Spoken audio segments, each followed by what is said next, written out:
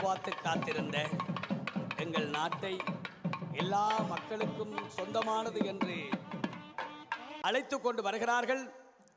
எங்களுடைய கம்பன் கழகத்தினுடைய பெருந்தலைவர் ஜே விஸ்வநாதன் ஐயா அவர்களுடைய பாரியாரும் அறங்காவலர் சபை தலைவி செல்வி மாலா சபாரட்னம் அம்மையார் அவர்களும் ஆரத்தி எடுத்து அவர்களை எங்கள் மரபுக்கிணங்க வரவேற்று உள்ளே அழைத்து வருகிறார்கள். அவர் உள்ளே வந்து சபையின் நடுவே அமர்ந்திருப்பார். அமைதியாக நீங்கள் ஒத்துழைத்து எங்களுடைய அண்ணாமலை ஐயா அவர்களுடைய பேச்சை கேட்ட பிறகு அதிமீதகு ஜனாதிபதிக்கான கௌரவம் இடம்பெறும். இதன் போதெல்லாம் உங்களுடைய அமைதியையும் ஒத்துழைப்பையும் நாடி நிற்கிறோம்.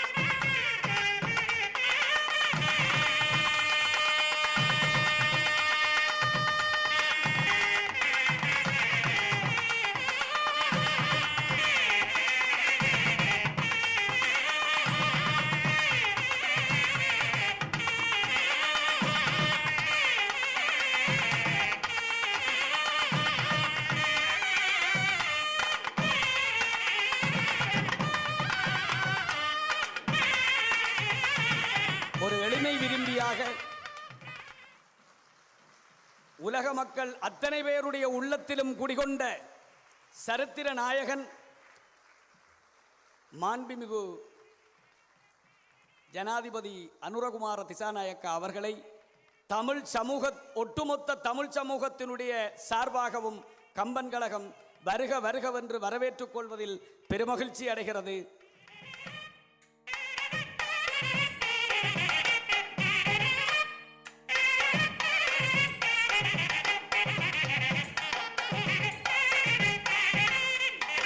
இப்பொழுது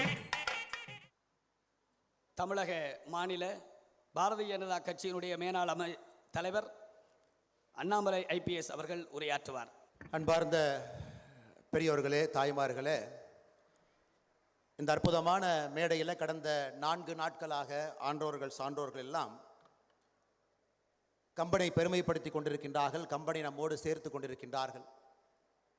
புதிய தலைமுறைக்கு கம்ப ராமாயணத்தை அறிமுகம் செய்து கொண்டிருக்கின்றார்கள்.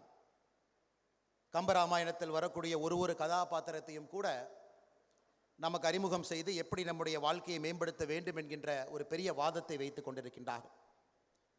இந்த சிறப்பு நிகழ்ச்சியை தொடர்ந்து செய்து கொண்டிருக்கக்கூடிய அகில இலங்கை கம்பன் கழகத்திற்கு என்னுடைய மனப்பூர்வமான பாராட்டுக்களை, நன்றிகளை இந்த நேரத்தில் தெரிவித்துக் கொள்கின்றேன்.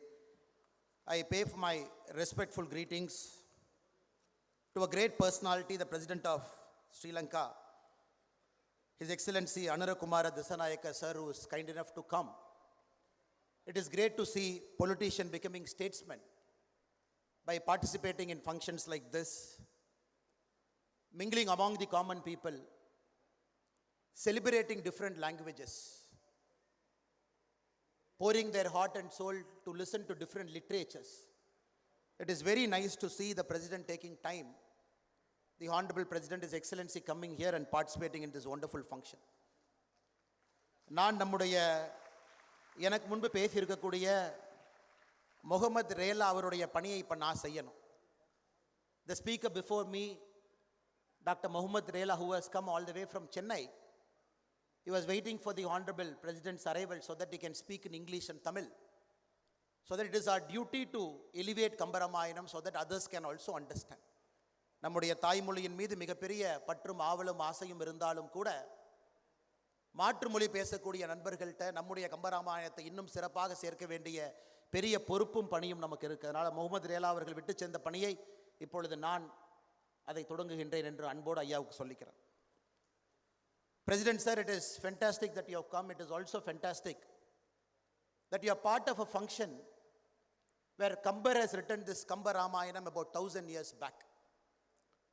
And all through this 1000 years, people have celebrated it, people have adored it, people have read through it, people have lived their life in accordance with each of the characters of this great epic. And every day, every time we listen to each of these 10,700 verses, every time we feel anew, every time we think we have learned something. Nobody can say they have mastered Kamba Ramayanam. Even the masters, when they listen to it, every time they learn something. And this is a great stage where there is an Islamic scholar who is sitting on the top. One of the finest surgeons from Chennai, who does about more than 325 liver surgeries, probably the top liver surgeon in the world. He practices a different Islamic faith. And this is also a stage which brings a wonderful person from judiciary, Justice Sasi Mahendran sir, who also shares this stage. This is also a stage where there is a doctor from Chennai, Dr. Priya Ramachandran, who practices Hindu faith, who operates on young children, about 8 to 10 surgeries every day. She is also present here. What is this unique thing which connects everybody beyond our religion? நம்முடைய மதத்தை எல்லாம் தாண்டி கம்பன் ஏதோ ஒரு இடத்துல ஒரு பெரிய பிணைப்பை ஏற்படுத்தி நம்ம எல்லாம் இணைத்திருக்கின்றான். When Dr. Muhammad Rela was speaking, he mentioned, we all fight in the name of religion. We wage wars in the name of religion. கம்ப ராமாயணத்தினுடைய யுத்த காண்டத்தில், யுத்தம் மீன்ஸ் வார், யுத்த காண்டத்தில் when he starts to praise the Lord, கடவுள் வாழ்த்தாக கடவுளை பற்றி அந்த கடவுளுக்கு வடிவம் கம்பன் அவர்கள் கொடுத்த பொழுது எழுதியிருக்கின்றார். அதை முகமது ரேலா அவங்க சொன்னாங்க. இருந்தும் இந்த சபைக்காக நம்முடைய ஜனாதிபதி அவர்களுக்காக மறுபடியும் இதை படிக்கின்றேன். ஒன்றே எண்ணின் ஒன்றே யாம், பல என்று உரைக்கின் பலவே யாம், அன்றே எண்ணின் அன்றே யாம், ஆமே எண்ணின் ஆமே யாம், இன்றே எண்ணின் இன்றே யாம், நன்றே நம்பி குடிவாழ்க்கை நமக்கு இங்கு என்னோ பிழைப்பு அம்மா. If you believe God is one, there is one God. If you believe God is many, there is many God. If you want to ascribe a structure to God, yes, God has got a structure. If you believe God doesn't have a structure, yes, God doesn't have a structure. If somebody believes God is there, yes, God is there. If somebody believes God is not there, yes, God is not there. இது கம்பராமாயணத்தினுடைய யுத்த காண்டத்தில் கடவுள் வாழ்த்த கம்பன் கொண்டு வருகின்றான். ஆனால் 10,700க்கு மேற்பட்ட பாடல்களாக இருந்தாலும் கூட கம்பனுடைய பெருமையை கம்பன் எங்கேயும் எழுதவில்லை. நமக்கு இன்னைக்கு ஆச்சரியம், விக்கிபீடியாவில் போய் கம்பன் யாருன்னு பார்த்தா, ஹூஸ் கம்பன்? குலோத்துங்க சோழன் என்கரேஜ் பண்ணாரு, சடையப்ப வள்ளல் அவர்கள் நிதியுதவி செய்ய எழுத வச்சாரு, ஸ்ரீரங்கம் கோவிலில் கம்பராமாயணத்தை ஏற்றினார். அதன் பிறகு சேர சோழன் யுத்தத்தில் சோழற்றிருந்து சேரன்ட்ட போனார், அவருடைய மகனுக்கு தண்டனை கிடைச்சது. இது மட்டும்தான் தெரியுமோ தவிர, ஆனால் கம்ப ராமாயணத்தில் ஒரு விஷயத்தையும் அவ்வளவு அழகாக கம்பன் எழுதியிருக்கின்றான். அயோத்தியை பற்றி டிஸ்கிரிப்ஷன், அது வால்மீகி ராமாயணத்தில் இல்லாதையெல்லாம் தாண்டி டிஸ்கிரைப் பண்ணுறார். ஒரு மனிதனும் எப்படி இருக்கிறார் சொல்கிறார், தசரத மகாராஜா எப்படி வாழ்ந்தார் சொல்கிறார். ஆனால் எங்கேயும் கூட அந்த கம்ப ராமாயணத்தை எழுதிய கம்பன் தான் எப்படிப்பட்ட மனிதன் எங்கேயும் சொல்லல. அடுத்தவர்களுக்காக, கடவுளுக்காக, மனிதர்களுக்காக ஒரு குணாபாத்திரங்களுக்கு he has written more than 10,700 songs, not even 100 verse, not even one verse Kamban has written about himself to say who is he. That is why we call Kamban as Kavi Chakravarti, a person who is the king of all the poets. தன்னை எங்கேயும் முன்னிலைப்படுத்தாம தன்னுடைய காவியத்தை முன்னிலைப்படுத்துறதுனால 1000 ஆண்டுகள் கழித்தும் நாம் எல்லாம் ஒரு சபையில், even after 1000 years, all of us sit in a stage and celebrate this great epic because he chose to elevate the characters, he chose to elevate the story, he chose to elevate the ideal human being, he chose to elevate how an ideal society should be. அதனால்தான் கம்பனுக்கு கவி சக்கரவர்த்தி என்கின்ற பட்டத்தை கொடுத்து நாம் கொண்டாடி கொண்டிருக்கின்றோம். So இந்த பாடல்லையே நமக்கு தெரியுது, நமக்குள் இருக்கக்கூடிய சிறு சிறு வித்தியாசங்களை எல்லாம் தாண்டி if we're able to overcome the small things that divide us and look at the larger things that unite us, probably we will be entering into a world where Ram Rajya is possible. Rama ராஜ்யம் வேண்டும் என்று நினைத்தால் நமக்குள் இருக்கக்கூடிய சிறு சிறு வித்தியாசங்கள் எல்லாம் தாண்டி நம்ம இணைக்கக்கூடிய பெரிய பந்தங்களை ஒன்றாக உற்று நோக்கும் பொழுது ராம ராஜ்யம் நம்முடைய காலத்தில் சமகாலத்தில் நடப்பதற்கான ஒரு வாய்ப்பை நாம் எல்லோரும் கூட கொண்டாட போகின்றோம். கம்பராமாயணத்தினுடைய அடிப்படை கருத்து எப்படி சிலப்பதிகாரத்தில் அரசியல் பிழைத்தோருக்கு அறம் கூற்றாகும் என்ற ஒரு அடிப்படை கருத்தை மைய கருத்தாக வைத்து ஒரு பெரிய காவியத்தை ஏற்றிருக்கின்றார்களோ, கம்பராமாயணத்தில் என்னை பொறுத்தவரை ஒரு அடிப்படை கருத்து அறம் வெல்லும் பாவம் தோற்கும். அது எப்படிப்பட்ட குணாபாத்திரங்களாக இருந்தாலும் whichever be the character, finally the righteousness will win and anybody who makes a mistake finally has to suffer for it. இந்த ஊரில் நம்முடைய இலங்கை மண்ணில் நாம் எல்லோரும் கூட பல இடத்துல, நானும் கூட நிறைய இடத்துல பெரிதும் மதிக்கக்கூடிய ராவணேஸ்வரன், மாபெரும் வீரன், மாட்சிமிக்க கலைஞன், ஒப்பில்லா சிவபக்தன், மேருமலையை அசைத்து பார்த்தவன், இனிய வீணை இசைத்தவன், இந்திரனை விரட்டியவன், வாளியை கட்டியவன், பொன்னால் இலங்கையை பொலிவுறச் செய்தவன், நாட்டை சிறப்பாக ஆண்டவன், மக்களுக்கு அன்பானவன். ஆனால் எங்கே அறம் தோற்கிறதோ கட்டிய கோட்டை அங்கே சிதறுகிறது. இந்த கம்பராமாயணத்தில் ஒரு கதாபாத்திரத்தையும் ஒரு இடத்துலையும் நாம் பார்க்கும் பொழுது, ஒரு மனிதர்களுடைய வாழ்வியல் தத்துவத்தை ஆழமாக நாம் படிக்கும் பொழுது எல்லா இடத்திலும் கூட தர்மா ஆல்வேஸ் வின்ஸ். அதுவும் இன்னைக்கு நம்முடைய ஜனாதிபதி அவங்க வந்திருக்கிறாங்க. ஜனாதிபதியை பொறுத்தவரை the president who is here, the whole of Sri Lanka has participated in a democratic process. In a democracy, people have voted him, people have brought him to power, and after sitting in that chair, the honorable president of Sri Lanka, he is for everybody. He crosses his religion, he crosses his faith, he crosses everything and sits in that chair. இதை எப்படி கம்பராமாயணத்தில் கம்பன் கொண்டு வர்றான்னு பாருங்க. சங்ககால இலக்கியத்திலிருந்து எப்பொழுதும் எப்படி சொல்லுவோம் என்றால், ஒரு மன்னனை, ஒரு நாட்டை சொல்லும் பொழுது உயிர் எப்பொழுதும் மன்னன் என்று சொல்வோம், உடல் எப்பொழுதும் மக்கள் என்று சொல்வோம். ஸோ ஆண்டவனுக்கு ஒரு டிவைன் ரைட் மேலே இருந்து வந்திருக்கின்றார்கள், ஒரு டிவைன் ரைட் கொடுத்து தான் சங்ககால தமிழ் இலக்கியத்திலிருந்து இருக்கு. ஆனால் முதலாக இதில் கம்பராமாயணத்தில் அதில் கவி சக்கரவர்த்தி கம்பன் கொஞ்சம் மாறுபட்டு நிற்கிறார்.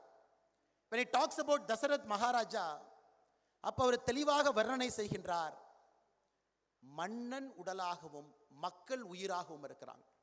எவ்வளவு அற்புதமாக ஒரு முடியாட்சியிலிருந்து குடியாட்சி கொண்டு வராரு பாரு. அதாவது யாருக்குமே ஒரு டிவைன் ரைட் கிடையாது to rule. I am born somebody's son, I am the father of somebody, I have the right to rule over people. அது 1000 ஆண்டுகளுக்கு முன்பு தன்னுடைய காப்பியத்தில் ஒரு முடியாட்சியிலிருந்து குடியாட்சிக்கு அழகாக அதை கொண்டு வந்து நிறுத்துகின்றான். அது மட்டும் இல்லை, நமக்கு தெரியும் திரேதா யுகத்தில் அயோத்திய அரசு நடந்த பொழுது Dasaratha Maharaja lived for 60,000 years. Apparently in Treta Yuga people lived long, 60,000 years. When in a sabha, when Dasaratha Maharaja called all his people and he announced, I am retiring from this chair, இந்த சேர்லேருந்து நான் வெளியே போகிறேன், என்னுடைய காலம் முடிந்து விட்டது, அடுத்து பட்டத்து இளவரசராக நம்முடைய ராமனை நான் நியமிக்கின்றேன் என்று சொன்ன பொழுது மக்கள் எல்லோரும் ரொம்ப பெருசாக கைத்தட்டுறாங்க, ஆரவாரத்தோடு, ஆனந்தத்தோடு. மகாராஜாக்கே ஒரு சிறிய சந்தேகம், எதற்கு ஆரவாரத்தோடு ஆனந்தத்தோடு மக்கள் கொண்டாடுறாங்க? அப்போ அங்கிருந்த அரசவையில் இருந்த minister, he asked the minister, why people are so happy, so joyful? The minister says, if you don't shout at me, I'll explain. சொல்லுங்க ஐயா, நீங்கள் 60,000 ஆண்டுகள் திரேதா யுகத்தில் தசரத மகாராஜா நீங்கள் மக்களுக்காக சேவை செய்தாலும் கூட, எத்தனையோ நல்லது செய்திருந்தாலும் கூட, இன்னைக்கு நீங்கள் சொன்னீங்க பார்த்தீங்களா, this is your best decision. ஏன்னா மக்கள் ராமனை விரும்புகின்றார்கள். உங்களுடைய மகன் என்பதற்காக இல்லை, குணாதிசயத்திற்காக. ஒரு ஐடியல் பர்சன் எப்படி இருக்கணும், how should be an ideal human being should be. ஆனால் காலத்தினுடைய கட்டாயம் நமக்கு தெரியும். 14 ஆண்டுகள் வனவாசத்திற்கு செல்ல வேண்டிய கட்டாயம் வந்து திரும்ப வந்து பட்டாபிஷேகம் நடந்த பொழுது, இதற்கு முன்பு கடவுள் வாழ்த்துல அந்த அற்புதமான பாட்டை பாடணும். பட்டாபிஷேகம் செய்கின்ற நேரத்தில் எவ்வளவு சிறப்பாக அதை நாம் அந்த பட்டாபிஷேகத்தை வர்ணனை செய்கின்றோம். அரியணை அனுமான் தாங்க, அங்கதன் உடைவாள் ஏந்த, பரதன் வெண்குடை கவிக்க, இருவரும் கவரி பெற்ற விரைசரி குழலி ஓங்க வெண்ணெய் ஊர் சடையன் தங்கள் மரபுலோர் கொடுக்க வாங்கி வசித்தனை புனைந்தான் மௌலி. இதுல எல்லா here Kamban explains about every single character.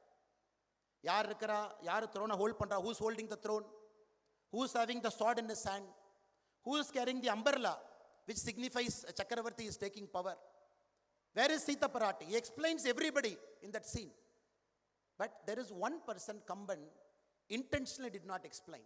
It is Rama. எல்லோரை பற்றியும் சொல்லுகின்றான். பட்டாபிஷேகத்தில் எல்லோரும் என்ன செய்றாங்க, ஆனா ஒருவர் மட்டும் யார் அதை பத்தி பேசவில்லைனா ராமர். அப்ப தலையில கிரீடம் வைக்கிறாங்க. கிரீடம் யாருக்கு வைக்கிறாங்க? இங்கேயும் அற்புதமாக the honorable president will appreciate this fact. Kamban very beautifully says, when the freedom was kept, he never mentioned who, he mentioned who kept the freedom, on whose head he never mentioned. அடுத்த பாடல்ல போறார், அங்க இருக்கக்கூடிய மக்களுக்கெல்லாம் தன்னுடைய தலையின் மீது ஒரு சின்ன பாரம் இருந்ததாக மக்கள் உணர்ந்தார்.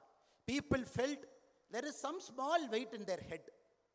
மூன்று உலகத்தில் இருக்கக்கூடிய மக்களுக்கும் அந்த பாரம் ஏற்பட்டிருப்பதாக கம்பன் சொல்லுகின்றான். All the people who lived in the three loks, even they felt there is a small weight in their head. ராமனுக்கு வைக்கப்பட்ட கிரீடம் என்பது ஒரு குடிமகனுடைய தலையின் மீது வைக்கப்பட்ட கிரீடமாக மூன்று உலகத்தில் இருக்கக்கூடிய மக்கள் எல்லோரும் உணர்ந்தார்கள் என்று.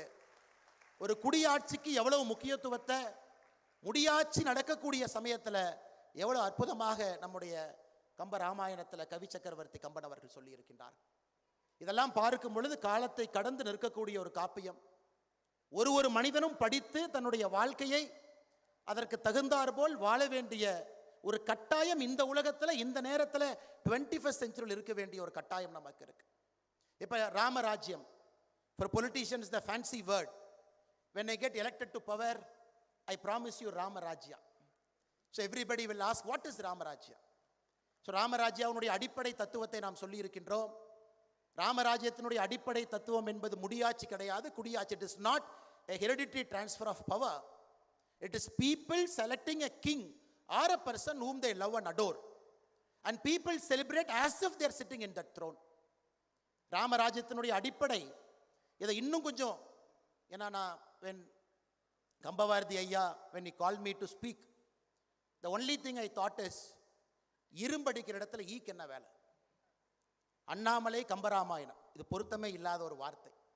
பெரிய மனிதர்கள் இங்கே இருக்கின்றார்கள், கம்பராமாயணத்தை கரத்து குடித்தவர்கள் இருக்கின்றார்கள், அதை போல் வாழ்ந்தவர்கள் இருக்கின்றார்கள். இரும்படிக்கிற இடத்துல ஈக்கு என்ன வேலை? ஆனாலும் ஈயினுடைய சத்தமும் கேட்க வேண்டும் என்று ஐயா விருப்பப்படுகின்றார் என்று நினைத்தேன். அந்த ஈயினுடைய வார்த்தையும் கேட்கணும். Even the voice of the housefly should be heard in the sabha. So that is why I thought it is a great privilege to come and talk. அதுல அடிப்படை 4 விஷயங்கள், சாஸ்திரங்கள். ஒரு ஊரில் ராமராஜ்யம் நடக்க வேண்டும் என்று கம்பன் விரும்புவது, அந்த பொறுப்புக்கு வரக்கூடிய நபர், the person who comes to the throne should have a clean understanding of sastras, should have a clean understanding of righteousness, should have a clean understanding of dharma. Second quality expects for the person who comes, he should have the character of a sishya. ஒரு சிஷ்யன் அடிப்படை என்ன? The mind is always open to learn, always they want to learn, always they want to meet people, they want to meet people with an open mind. Not only the person should understand the sastra, the person should have the quality of a sishya. Kamban goes one step further to say, when is Ramarajya possible? மூன்றாவது he says Samaj, மக்கள். மக்களோடு தொடர்ந்து இருக்கக்கூடியவர். இன்னைக்கு ஜனாதிபதி அவர்கள் who's here, the president who's here, because he mingles with the common people like us. He takes time, comes and listen. Even if he speaks Tamil, he respects it, sits through it, understands it. A person who mingles with the samaj, with the public, that quality is the third quality. The fourth quality, he says, a person should be able to take advice from sadhus. Sadhus by their very nature are very detached. They don't have family. They don't want to push anything in the envelope. So இந்த 4 விஷயங்கள், சாஸ்திரங்களை தெரிந்து வைத்துக் கொள்வது, இரண்டாவது ஒரு சிஷ்ய குணம் இருக்கக்கூடிய ஒரு மனிதன், மூன்றாவது மக்களோடு எப்பொழுதும் பழகக்கூடிய சமாஜோடு இருக்கக்கூடிய ஒரு மனிதன், நான்காவது சாதுவினுடைய பேச்சை எல்லாம் கேட்டு அறிவுரைகளை, ஆதீனம் ஐயா முன்னாடி இருக்கிறாங்க, சாதுவங்க இங்க இருக்கிறாங்க. இந்த 4ம் வரும் பொழுது, மக்களுக்கும் ராமபிரானுடைய குணாதிசயங்கள் வரும் பொழுது, ஒரு ராமராஜ்யத்தை நம்முடைய சமகாலத்தில் we can see a Ramarajya in our lifetime is what I believe. And for that to happen, it is very important we should generate tolerance. The world demands tolerance. Even for small things we fight. We fight within the house, we fight with the neighbor, we fight in the street, we fight as a society, we fight based on languages, we fight based on religion, we fight based on north and south, we fight based on western hemisphere, eastern hemisphere, we fight based on where they live, where we live. So ஒரு அடிப்படை tolerance, சகிப்புத்தன்மை. இன்னைக்கு ஒரு கம்பராமாயணத்தை ஒரு குழந்தைங்க கேட்குறாங்க, கம்பபாரதி ஐயாவுடைய பேச்சுக்கெல்லாம் நம்ம கேட்குறோம்னா அடிப்படை விஷயத்தை சொல்லிக் கொடுப்பது we should have tolerance, சகிப்புத்தன்மை.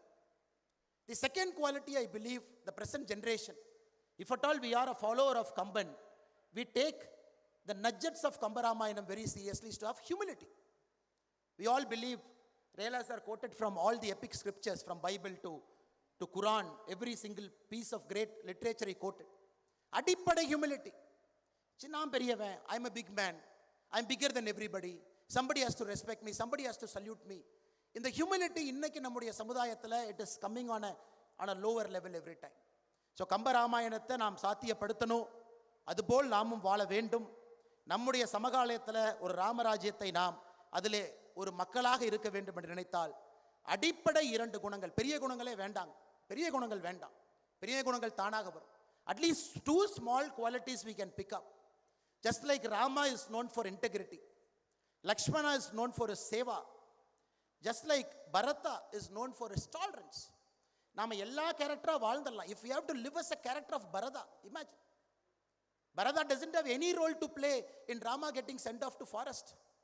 Bharata did not tell his mother, please send Rama to forest. Bharata has got 0.001% fault. But how did the people of Ayodhya treated Bharata? People of Ayodhya felt, Bharata, you wronged. You sent our dear Rama to forest. Because of you, Rama is suffering. Bharata, even to take a bath in the Sarayu river, he has to go at 1:30 in the night, take bath and come. ஏன்னா 2 மணிக்கு மேலே மக்கள் வெளியே வந்தாங்கன்னா பரதனை திட்ட ஆரம்பிப்பாங்க. A person who is able to carry this for 14 years with so much tolerance, so much patience, for no fault of it. We can live through all the characters. Each of the eminent people can take one character and say he is the greatest character. But if you ask me as a person, the greatest character is Bharata. Because willfully you are carrying something on your head for which you got no fault of your own. 14 ஆண்டுகள் he has to carry that, 14 years he has to carry that guilt. அல்லது பரதனுடைய சகோதரன் சத்ருகனா இருக்கட்டும், who always had that humility to serve his brother. Every character teaches us something. Let us learn tolerance, let us learn humility over a point of time. Let us be better human beings. Let us be followers of Kamban. Let us take small nuggets of Kambaramayan. Even we need not speak the language they speak. 10,700 verses. I know people who can say all 10,700 verses. My grandfather can recite 8,000 verses, but I can't even recite one. But at least for my generation, if I'm able to pick up some nuggets, some qualities, and live our life according to that, I think sabhas like this, where the president gives time and comes here, where all the eminent people will come here, I think our life is worth it. அதனால் கடைசியில் நம்முடைய ஜனாதிபதியை வைத்துக்கொண்டு அதிகமாக நான் பேச விரும்பவில்லை. அவருடைய நேரம் நமக்கு மிக முக்கியமான நேரம். மற்றும் ஒரு முறை மேடையில் இருக்கக்கூடிய எல்லா தலைவர்களுக்கும், குறிப்பாக கம்பன் கழகத்தினுடைய தலைவராக இருக்கக்கூடிய ஐயா விஸ்வநாதன் அவர்களுக்கு, அருமை நண்பர் தத்தோ சரவணன் ஐயா அவர்களுக்கு, மற்றும் ஒரு முறை நீதியரசர் மகேந்திரன் அவர்களுக்கு, மற்றும் ஒரு முறை டாக்டர் முகமது ரேலா ஐயா அவர்களுக்கு, மேடையில் இருக்கக்கூடிய எல்லா ஆண்டோர்களுக்கு, சான்றோர்களுக்கு, when Kambavaradhi Ayya told me I have to come.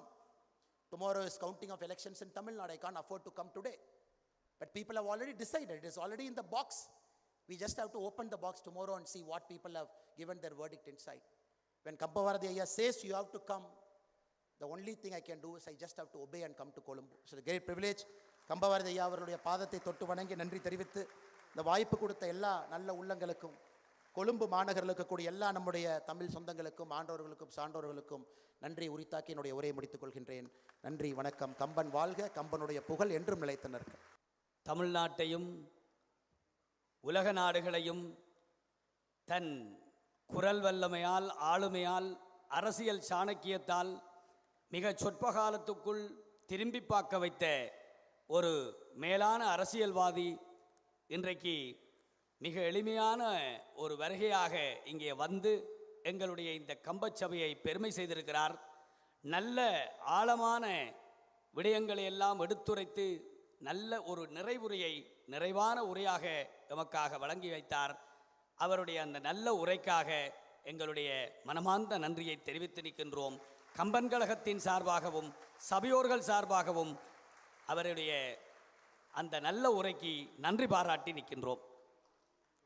தொடர்ந்து இன்றைய மாலை நேர நிகழ்வில் சான்றோர் கௌரவம் இடம்பெற இருக்கின்றது. முதலாவதாக கௌரவம் பெற இருப்பவர் இலங்கை தேசமானிய கரு ஜெயசூர்யா அவர்கள்.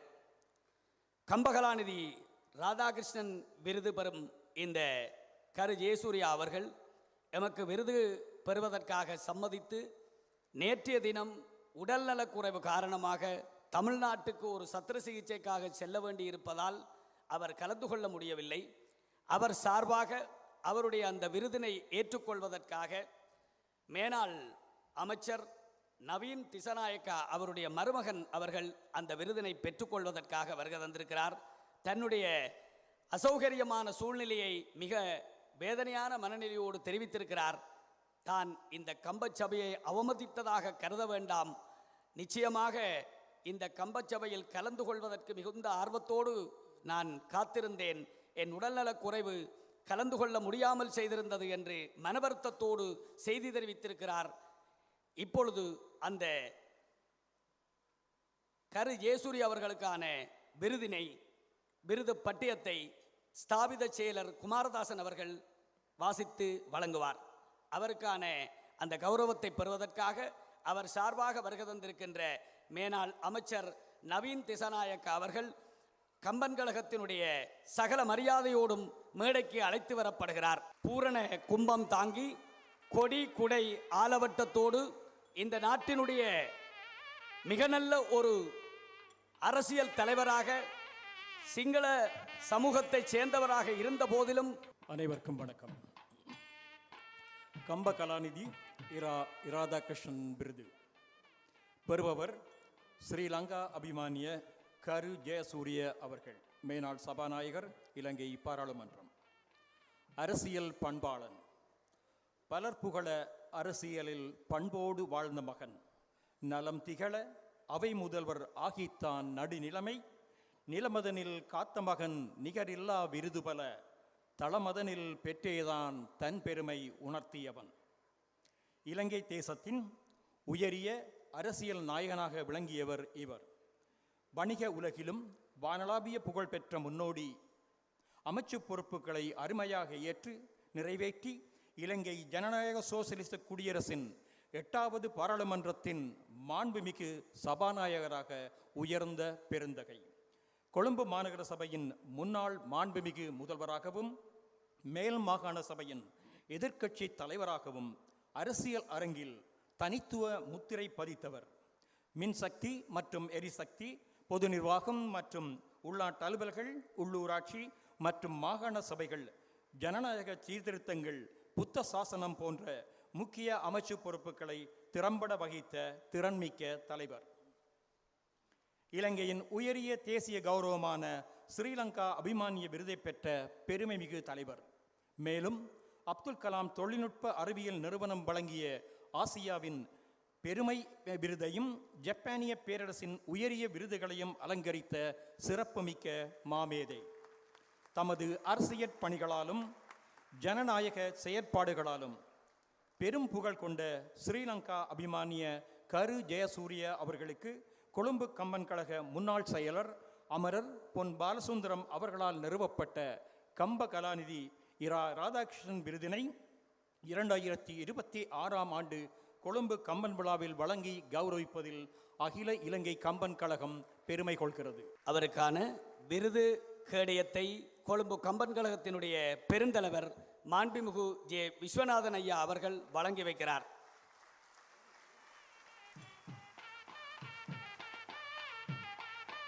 இந்த நாட்டில் மிகச்சிறந்த ஒரு அரசியல் ஆளுமையாக இருந்த மேல்நாள் சபாநாயகர் இலங்கை தேசமானிய கரு ஜெயசூரிய அவர்களுக்கான அந்த கௌரவம் அவருடைய மருமகனார் நவீன் திசாநாயக்க அவர்களிடம்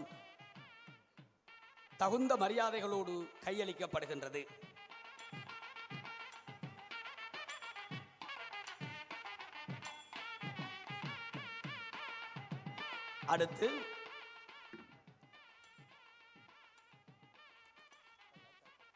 அடுத்து வித்துவசுரோன்மணி பொன்னம்பல பிள்ளை விருது.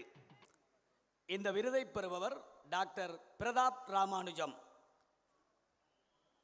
பல அமைச்சுக்களில் நிரந்தர செயலாளராக கடமை புரிந்த டாக்டர் பிரதாப் ராமானுஜம் அவர்களுக்கான கௌரவத்துக்காக அவர் கம்பன் கழக தொண்டர்களால் சகல மரியாதைகளோடும் அழைத்து வரப்படுகிறார். பூரண பொற்குடம் தாங்கி கொடி குடை ஆலவட்டத்தோடு தமிழர் மரபுக்கிணங்க சகல மரியாதைகளோடும் அழைத்து வரப்படுகிறார். அவருக்கான விருது பட்டியத்தை வழங்குவதற்காக ஸ்தாபித செயலர் குமாரதாசன் அவர்கள் அந்த பட்டியத்தை வாசித்து வழங்குவார்.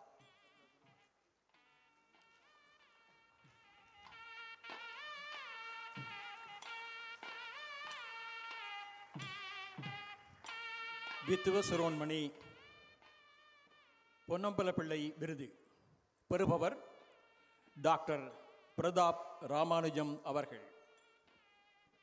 மேனாள் நிரந்தர செயலாளர், சுற்றுலா அமைச்சு. மலையகத்தின் சூரியன். மலையகத்தின் சூரியனாய் வந்துதித்த பெருமனிதன், நிலை நின்று அயராது நிமிர்ந்தேதான் புகழ் கொண்டோன். விலையில்லா பதவி பல வீருடனே ஏற்றிருந்தோன், கலை சிறக்க கற்றுயர்ந்து கண்ணியனாய் வாழ்ந்த மகன். தேசிகர் ராமானுஜம் சரோஜினி தம்பதியரின் புதல்வராகிய பிரதாப் அவர்கள் 1948 இந்தியாவின் சென்னையில் பிறந்தார். அவரது தந்தையார் நாடாளுமன்ற உறுப்பினராகவும் கண்டி மாநகர சபை உறுப்பினராகவும் துணை மேயராகவும் இலங்கை இந்திய காங்கிரஸ் அமைப்பின் நிறுவன உறுப்பினராகவும் திகழ்ந்த புகழ்மிக்க பொது சேவையாளர் ஆவார். அவரது தாயார் டாக்டர் சரோஜினி ராமானுஜம் அவர்கள் இலங்கை தொழிலாளர் காங்கிரஸ் மகளிர் அணியின் முதல் தலைவராகவும் கண்டி சைவ மங்கையர் கழகத்தின் தலைவராகவும் பணியாற்றியவர். பிரதாப் அவர்கள் தனது ஆரம்ப கல்வியை கண்டி ட்ரினிட்டி கல்லூரியில் பெற்றார். பின்னர் பேராதனை இலங்கை பல்கலைக்கழகத்தில் விஞ்ஞானத்துறையில் பட்டம் பெற்றார். அதனைத் தொடர்ந்து இங்கிலாந்தின் பிரிஸ்டல் பல்கலைக்கழகத்தில் தேசிய பொருளாதார கொள்கையில் முதுநிலை பட்டமும், ஆஸ்திரேலியாவின் கேன்பரா பல்கலைக்கழகத்தில் பொருளாதாரத்தில் கலாநிதி பட்டமும் பெற்று தமது கல்வி பயணத்தை மேன்மையுற நிறைவு செய்தார். பொது சேவையில் 38 ஆண்டுகள் அர்ப்பணிப்புடன் பணியாற்றிய இவர் அதில் 13 ஆண்டுகள் அமைச்சின் செயலாளராக உயரிய பொறுப்பில் விளங்கினார். இன்று ஓய்வு பெற்ற நிரந்தர செயலாளராக இவர் சிறப்புற போற்றப்படுகிறார். மேலும் பேன் ஏசியன் பவர் நிறுவனத்தின் தலைவராகவும் முதன்மை நிர்வாக அதிகாரியாகவும் 12 ஆண்டுகள் திறம்பட சேவை செய்தார். பொதுச்சேவை ஆணைக்குழு உறுப்பினராகவும் அமைப்புச்சபை உறுப்பினராகவும் பணியாற்றி நாட்டின் நிர்வாகத்துறையில் முக்கிய பங்காற்றினார். அத்துடன் சென்ஃபின் சொத்து மேலாண்மை நிறுவனம், சிலோன் தானிய களஞ்சிய நிறுவனம், 3 ஏக்கர்ஸ் பண்ணை நிறுவனம் ஆகியவற்றில் ஆலோசகராகவும் சர்வதேச நீர் மேலாண்மை நிறுவனத்தின் தலைமை இயக்குநராகவும் பணியாற்றி பல துறைகளை தமது அறிவாலும் அனுபவத்தாலும் பொலிவூட்டினார். தமது தலை சிறந்த நிர்வாக பணிகளால் பெரும் புகழ் கொண்ட டாக்டர் பிரதாப் ராமானுஜம் அவர்களுக்கு அமரர் கே விஜயாலயன் நினைவாக எஸ் கணபதி பிள்ளை அவர்களால் நிறுவப்பட்ட வித்துவ சிரோமணி பொன்னம்பிள்ளை விருதினை 2026 கொழும்பு கம்பன் விழாவில் வழங்கி கௌரவிப்பதில் அகில இலங்கை கம்பன் கழகம் பெருமை கொள்கிறது. டாக்டர் பிரதாப் ராமானுஜம் அவர்களுக்கான அந்த கௌரவத்தினை நிகழ்த்துவதற்காக, பொன்னாடை போத்தி கௌரவிப்பதற்காக மேனாள் மலேசிய அமைச்சர் டத்தோஸ்ரீ சரவணன் அவர்கள் கௌரவத்தினை பொன்னாடை போத்தி வழங்கி வைக்கிறார்.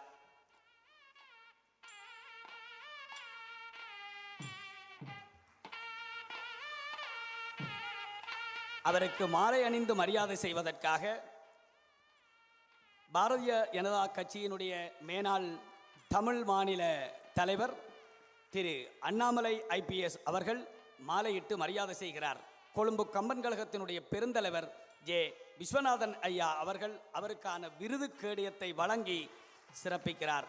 சபை நிறைந்த கரகோஷத்தால் அந்த அற்புத சேவையாளருக்கு இந்த கௌரவம் கிடைக்கப்பெறுகிறது.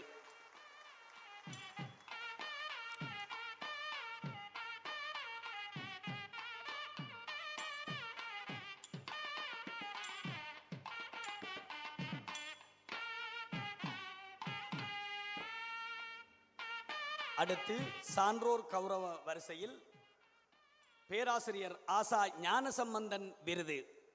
பேராசிரியர் ஆசா ஞானசம்பந்தன் விருதினை பெறுவதற்காக விடைக்கொடி செல்வர் சின்னத்துரை தனபாலா அவர்கள் வருகை தருகிறார்.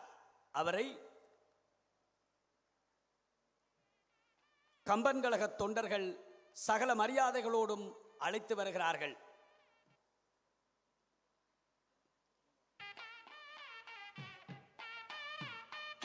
பூரண பொற்குடம் தாங்கி கொடிகுடை ஆலவட்டத்தோடு சைவப்பணியை நந்தி கொடியினுடைய மேன்மையை இந்த உலகுக்கு உணர்த்தி உரைத்து வளர்த்து நிற்கின்ற அவருக்கான கௌரவ பட்டயத்தை வழங்கி வைப்பதற்காக மேனாள் செயலர் குமாரதாசன் அவர்கள் பட்டயம் வழங்குவார்.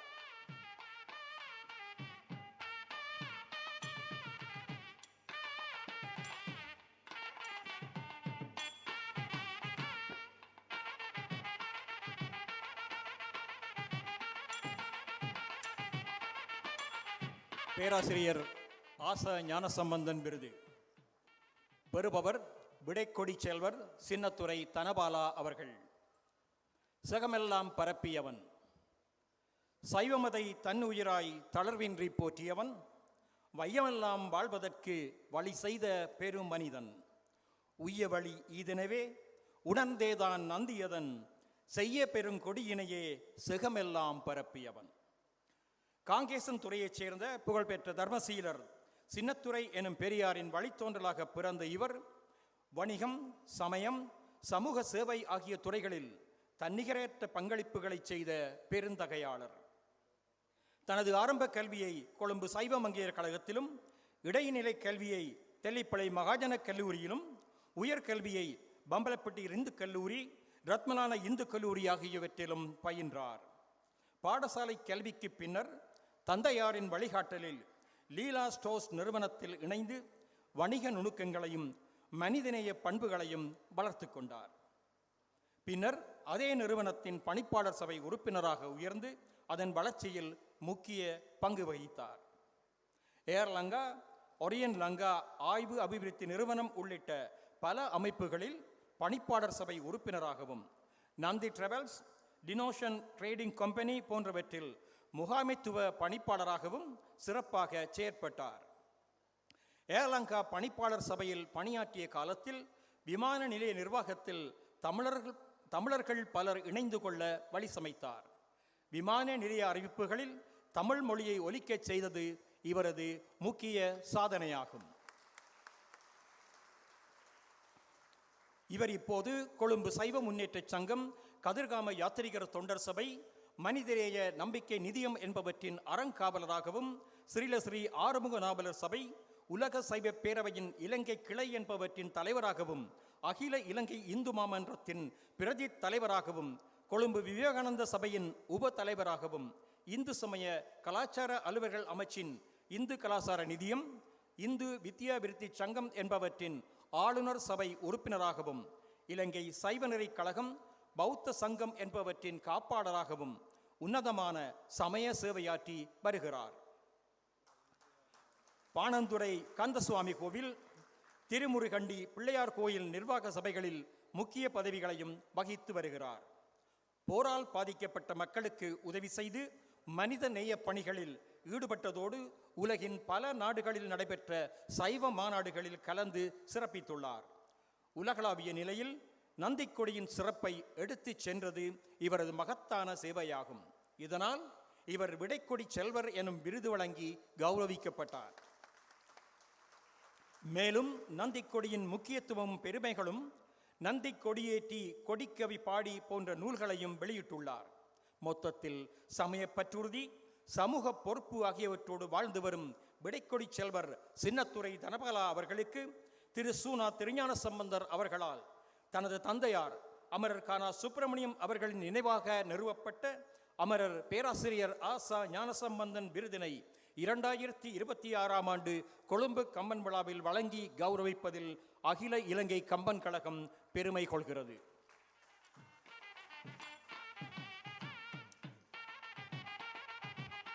அவருக்கான கௌரவம் இடம்பெறுகிறது. பொன்னாடை போர்த்தி மாலையிட்டு விருதுக்கேடயம் வழங்கி வைப்பதற்காக மலேசிய அமைச்சர், தமிழகத்தினுடைய பாரதிய ஜனதா கட்சியினுடைய தலைவர், எங்கள் கொழும்பு கம்பன் கழகத்தினுடைய பெருந்தலைவர் ஆகியோர் அந்த கௌரவத்தினை நிகழ்த்தி வைக்கிறார்கள். விடைக்கொடியை இந்த உலகம் முழுவதும் பரப்பி புகழ் கொண்ட சின்னத்துரை தனபாலா அவர்களுக்கான கௌரவம் சிறப்பாக இடம்பெற்றிருக்கிறது.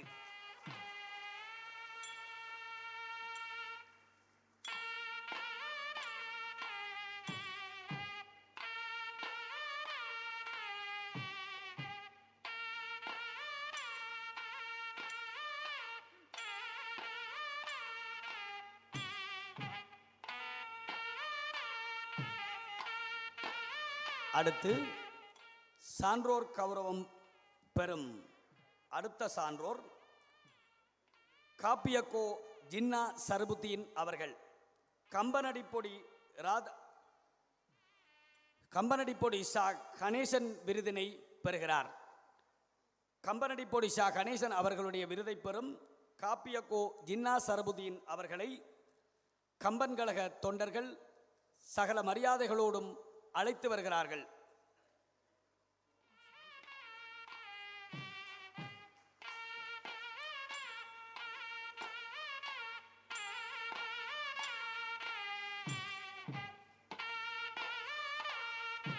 ஒரு மருத்துவராக, ஒரு கவிஞராக இந்த மண்ணில் அவர் ஆற்றிய சேவைகளை பாராட்டி விருது பட்டயம் வாசித்து வழங்குவதற்காக மேனாள் கழக செயலர் குமாரதாசன் அண்ணன் அவர்கள் அந்த பட்டயத்தை வாசிக்கிறார்.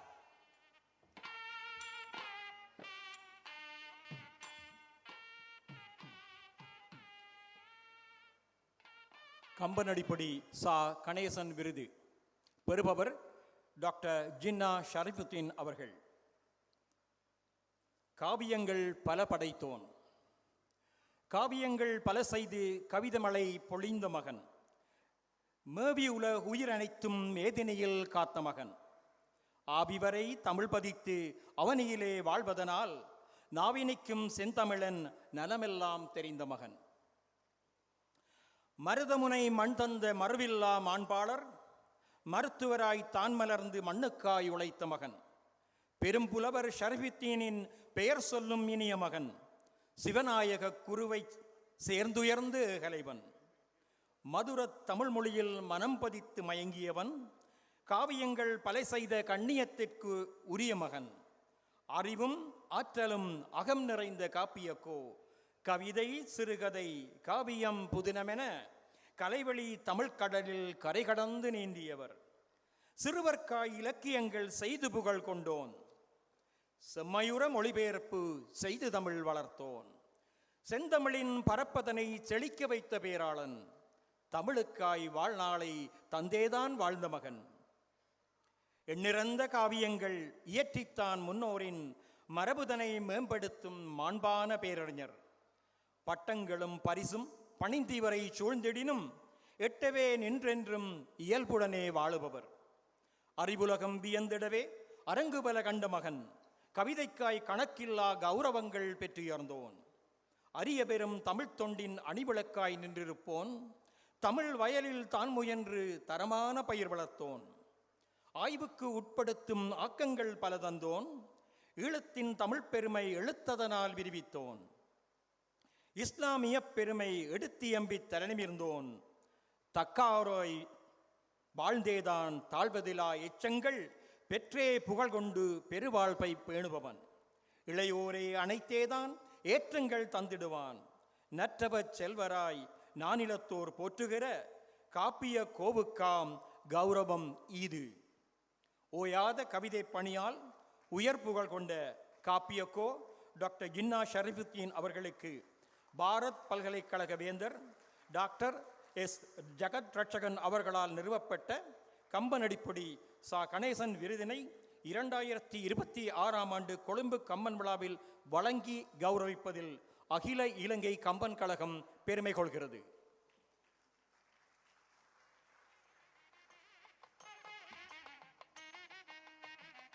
காப்பியக்கோ ஜின்னா சர்புதீன் அவர்களுக்கு பொன்னாடை போர்த்தி கௌரவிப்பதற்காக மலேசிய மேனாள் அமைச்சர் டத்தோஸ்ரீ டாக்டர் எம் சரவணன் அவர்கள் கௌரவத்தினை வழங்குகிறார். அவருக்கு மாலை இட்டு மரியாதை செய்வதற்காக பாரதிய ஜனதா கட்சியினுடைய மேனாள் தமிழக தலைவர் திரு அண்ணாமலை அவர்கள் அந்த கௌரவத்தினை வழங்குகிறார். கொழும்பு கம்பன் கழகத்தினுடைய பெருந்தலைவர் ஜே விஸ்வநாதன் ஐயா அவர்கள் விருது கேடயத்தை வழங்கி கௌரவம் செய்கிறார்.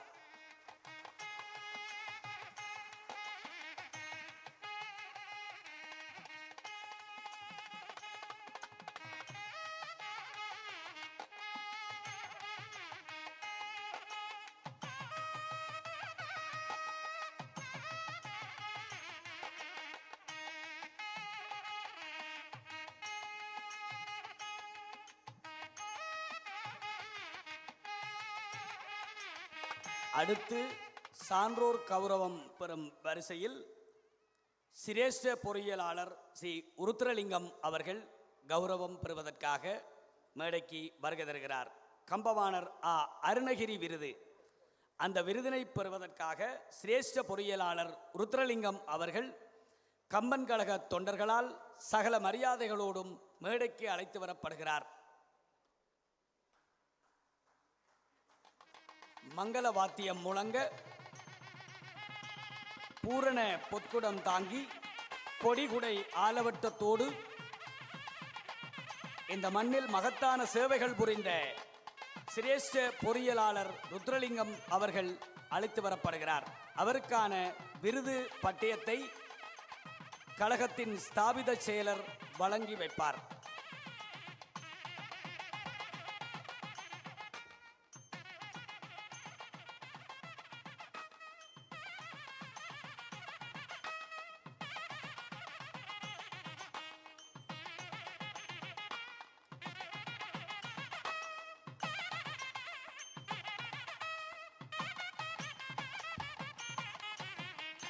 கம்பவாணர் சி அருணகிரி விருது பெறுபவர் சிரேஷ்ட பொறியியலாளர் சி உருத்திரலிங்கம் அவர்கள். பணிப்பாளர் ரூலின்ஸ் தனியார் நிறுவனம்.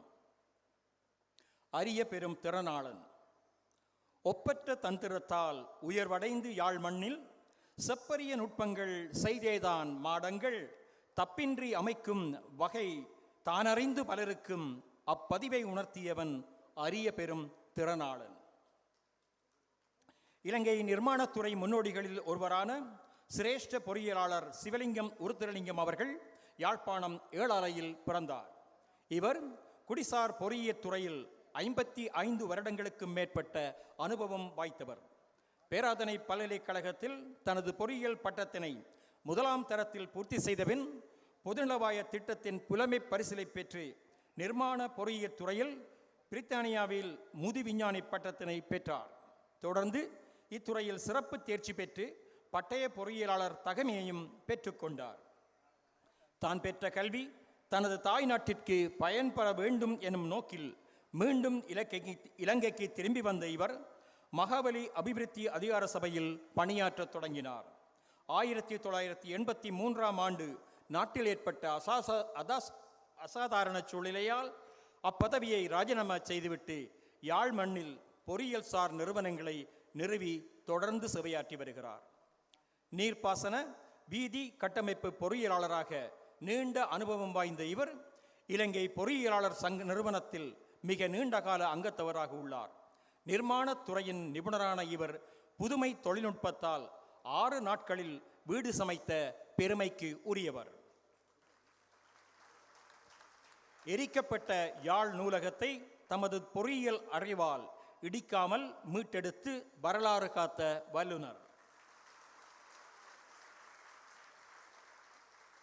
ஷெல் தாக்குதலில் சிதைந்த நீர் தாங்கியை நிர்மாணத்துறைசார் தன் புலமையால் வீழாமற் காத்து தந்தவர். வீரசிங்கம் மண்டபம் முதல் மில்லர்ஸ் கட்டிடம் வரை அழிவின் விளிம்பில் நின்ற வரலாற்று சின்னங்கள் பலவற்றின் பாதுகாவலர். மந்திகை முதல் முல்லைத்தீவு வரை போரினால் சிதைந்த நகரங்களை தன் நிர்மாண பணியால் நிமிர்த்திய பெருந்தகை. தன் துறைசார் நூல்கள் அருகியிருக்கும் நிலையில் ஒப்பந்த முகாமித்துவத்தில் நூல்கள் பல தந்து இளையோர்க்கு வழிகாட்டிய இவர் தொழில்நுட்ப சொற்களை கொண்ட ஆங்கில தமிழ் அகராதி ஒன்றை தற்போது வெளியிடவுள்ளார். நிர்மாண தொழில் சம்பந்தமாக ஏற்படும் சிக்கலான பிணக்குகளை தீர்க்கும் நேர்மையான நடுவராக இதுவரை 70க்கும் மேற்பட்ட தீர்ப்புகளை இவர் வழங்கியுள்ளமை குறிப்பிடத்தக்கதாகும். சமூக தொண்டின் சிகரமாக தொடர்ந்து பணியாற்றிய இவர் வறுமை கோட்டுக்கு கீழே வாடிய மக்களுக்கும் மாற்றுத் திறனாளருக்கும் மாவீரர் குடும்பங்களுக்கும் இலவசமாக இல்லங்கள் அமைத்து தந்த ஏந்தல். கல்வி நிதியங்கள் உருவாக்கி இளையோர் அறிவை தொடர்ந்து வளர்த்து வரும் வள்ளல். நிர்மாணத் துறையில் நிகரற்ற சாதனைகள் செய்த சிரேஷ்ட பொறியியலாளர் சி. உருத்திரலிங்கம் அவர்களுக்கு கம்பகாவலர் புதுவை நானா கோவிந்தசாமி முதலியார் அவர்களால் நிறுவப்பட்ட கம்பவாணர் ஆனா அருணகிரி விருதினை 2026ஆம் ஆண்டு கொழும்பு கம்பன் விழாவில் வழங்கி கௌரவிப்பதில் அகில இலங்கை கம்பன் கழகம் பெருமை கொள்கிறது.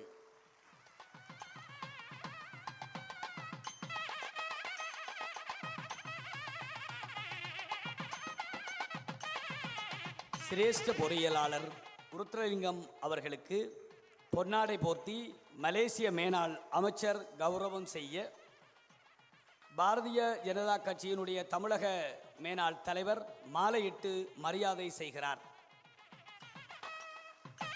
அவருக்கான விருது கேடயத்தை கொழும்பு கம்பன் கழகத்தினுடைய பெருந்தலைவர் மாண்புமிகு ஏ. விஸ்வநாதன் ஐயா அவர்கள் வழங்கி கௌரவிக்கிறார்.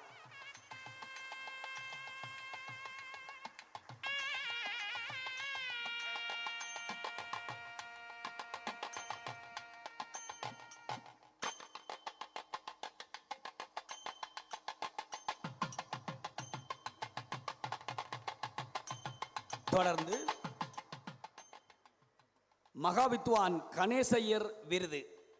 இந்த மகாவித்வான் கணேசையர் விருதினை பெறுவதற்காக அரச அதிபர் திரு ஆ. உமா மகேஸ்வரன் அவர்கள் கம்பன் கழக தொண்டர்களால் சகல மரியாதைகளோடும் மேடைக்கு அழைத்து வரப்படுகிறார்.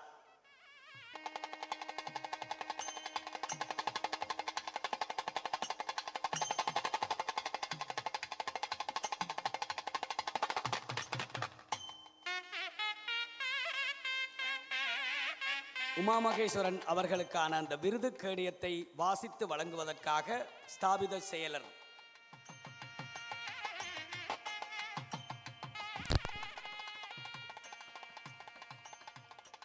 மகாவித்துவான் சி. கணேசையர் விருது பெறுபவர் திரு ஆனா உமா மகேஸ்வரன் அவர்கள், அரச அதிபர், முல்லைத்தீவு. பலர் புகழும் நிர்வாகி. தன் தனித்த ஆளுமையால் தளராது பாடுபட்டு முன்னெடுத்து பல கருமம் முனைந்தேதான் செய்த மகன். எண்ணறிய பெருமைமிகு இந்து மத ஏற்றமதை பன்னெடுங்கால் காத்திருந்தோன் பலர் புகழும் நிர்வாகி. யாழ்ப்பாணம் நல்லூரில் அருளானந்தம் பார்வதி தம்பதியருக்கு 1972 பிறந்த உமா மகேஸ்வரன் கொக்குவில் இந்து கல்லூரியில் தன் இடைநிலை கல்வியை பெற்றுக்கொண்டவர். பின் யாழ்ப்பாண பல்கலைக்கழகத்தில் வியாபார முகாமைத்துவத் துறையில் இளமானி பட்டத்தையும், ஸ்ரீ ஜெயவர்த்தனபுர பல்கலைக்கழகத்தில் பொது நிர்வாகத்தில் முதுமானி பட்டத்தையும் பெற்றுக்கொண்டவர். ஆசிரியர் பணியில் தன் தொழில் வாழ்க்கையை 2000ஆம் ஆண்டு தொடங்கிய இவர் இலங்கை நிர்வாக சேவையில் 2004ஆம் ஆண்டு இணைந்து முதலில் திருகோணமலை மாவட்ட பெருகல் குச்சவெளி பிரதேசங்களின் செயலாளராக திறம்பட பணியாற்றினார். அக்காலகட்டத்தில் சுனாமி அனர்த்தத்திலும் போரின் துயரிலும் மக்களுக்கு மகத்தான துணையாக நின்றவர். பெருகல் முதல் குச்சவெளி வரை மீள்குடியேற்ற சுடர் ஏற்றி அவர்களின் மனங்களை வென்றவர். பின்னர் இந்து சமய கலாச்சார அலுவல்கள் திணைக்களத்தின் பணிப்பாளராய் இவர் பணியாற்றிய காலத்தில் ஆறுமுகநாவலர், விபுனாந்தர் மாநாடுகளை மிக பெரிய அளவில் நடாத்தி அவர்களின் அரிய நூல்களை மீள்பதிப்பு செய்தவர். சர்வதேச முருக பக்தி மாநாட்டை வெற்றிகரமாக நடத்திய இவர் சமய கலாச்சார கற்க நிறுவனத்தை உருவாக்கி பலர்க்கும் பயன் செய்தார்.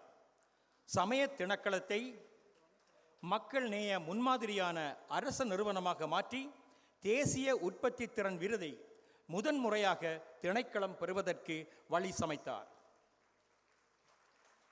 பின் வடமாகாண பிரதி பிரதம செயலாளராகவும் வடமாகாண கல்வி அமைச்சின் செயலாளராகவும் கடமையாற்றிய இவர் 2023 முல்லைத்தீவு மாவட்ட அரச அதிபராக திறம்பட நிர்வாக சேவையாற்றி வருகிறார். முல்லைத்தீவு மாவட்ட மக்களின் சுயதொழில் வாய்ப்புகளை பெருக்குதல், இம்மாவட்ட உற்பத்தி பொருட்களுக்கு பிற மாவட்டங்களிலும் நாடுகளிலும் சந்தை வாய்ப்புகளை ஏற்படுத்தி கொடுத்தல் என தன் ஆளுமை மிக்க செயற்பாடுகளால் முல்லைத்தீவு மாவட்டத்தை முன்மாதிரியாய் மாற்றி வரும் முயற்சியாளர். அரச நிர்வாக பணியை ஒரு சாதாரண அலுவலக பொறுப்பாக கருதாமல் சமூக மாற்றத்தை ஏற்படுத்தும் ஓர் உன்னதமான சேவையாக கருதி பணிபுரிவதனால் அர்ப்பணிப்பு மிக்க அதிகாரியாய் மக்கள் நெஞ்சில் அரியணை கொண்டவர்.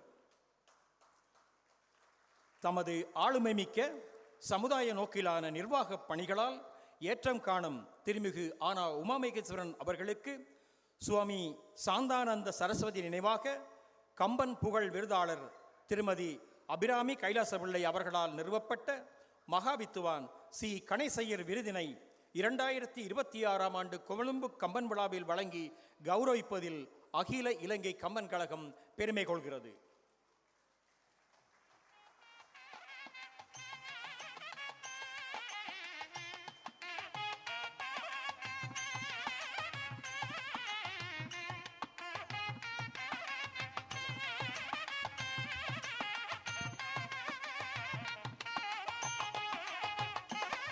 அவருக்கான அந்த மரியாதை மலேசிய அமைச்சர், பாரதிய ஜனதா கட்சியினுடைய மேனாள் தலைவர், கம்பன் கழகத்தினுடைய பெருந்தலைவர் ஆகிய பெருமக்களால் நிறைவாக வழங்கி வைக்கப்பட்டிருக்கிறது. இந்த 6 சான்றோர் பெருமக்களும் கௌரவிக்கப்பட்டிருக்கின்ற இந்த நேரத்தில் நாட்டினுடைய அதிமேதகு ஜனாதிபதி அவர்களுக்கான விருது இப்பொழுது வழங்கப்பட இருக்கின்றது. அந்த விருதுக்கு முன்னதாக கம்பன் கழகம் அதிமேதகு ஜனாதிபதி அவர்களுக்கு ஏன் இந்த விருதை வழங்குகிறது, தமிழ் மக்கள் சார்பாக நாங்கள் எதிர்பார்க்கின்ற விடயம் என்ன என்பது தொடர்பான ஒரு அறிக்கையினை எங்கள் கம்பன் கழகத்தினுடைய ஸ்தாபித செயலரும் மெல்பர்ன் கம்பன் கழகத்தினுடைய அமைப்பாளருமான குமாரதாசன் அவர்கள் இப்பொழுது வாசித்து வழங்குவார்.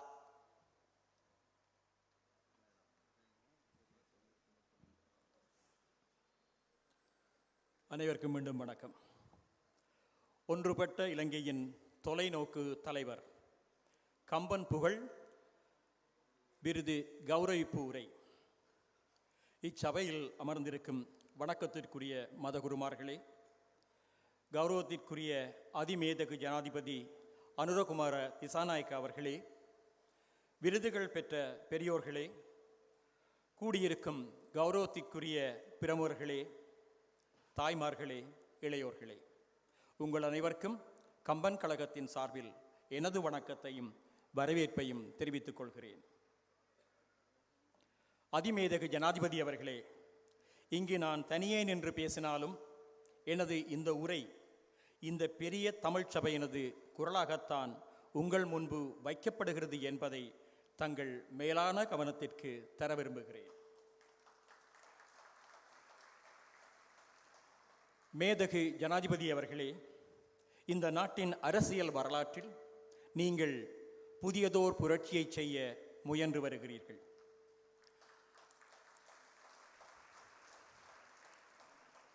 சுதந்திரத்திற்கு பின்னான இந்த நாட்டின் அரசியலில் தமிழர்களாகிய நாங்கள் பெரிதும் பாதிக்கப்பட்டதை தாங்கள் அறிவீர்கள்.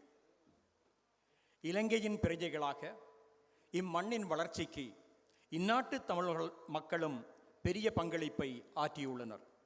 ஆனாலும் இனவெறி பிடித்த சிலர் தமிழர்களை இந்நாட்டின் இரண்டாந்தர பிரஜைகள் ஆக்க முயன்றனர். அதனால் ஏற்பட்ட முரண்பாட்டில் தமிழர்களது உயிர், உடல், உடைமை என அனைத்தும் பலதரமாய் சிதைக்கப்பட்டது வரலாறு. வேண்டுமென்றே தமிழர்கள் வாழ்ந்த தாய் மண்ணை சிலர் சிதைக்கவும் அபகரிக்கவும் முயற்சி செய்து இந்த நாட்டின் மீதான பற்றினை நம் இளையோர் மனதிலிருந்து நீக்க முயன்றனர். அதனால் விளைந்த போரினால் 3 தசாப்தங்களாக தமிழ், சிங்கள இனங்கள் மட்டுமன்றி இந்நாட்டில் வாழும் அனைத்து இன மக்களும் பாதிப்புற்றனர். இங்கனமாய் இருள் சூழ்ந்திருந்த நமது அரசியல் வரலாற்றில் ஒளி தரும் சூரியனாய் தாங்கள் உதித்திருக்கிறீர்கள்.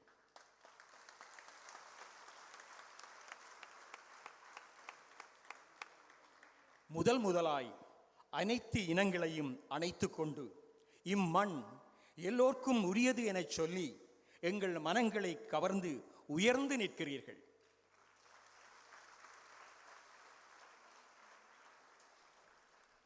உங்களின் வருகையால் இந்நாட்டில் வாழும் எல்லா இன மக்களும் இத்தேசத்தின் மீதான பற்று எல்லா இன மக்களுக்கும் இத்தேசத்தின் மீதான பற்று அதிகரித்திருக்கிறது. பகை நீங்கி எல்லா இன மக்களும் ஒருவரையொருவர் நேசிக்க தொடங்கியிருக்கிறார்கள். உங்களால் ஏற்பட்டிருக்கும் தன் புதல்வர்களது ஒற்றுமை முயற்சி கண்டு இலங்கை என்னை மகிழத் தொடங்கியிருக்கிறாள்.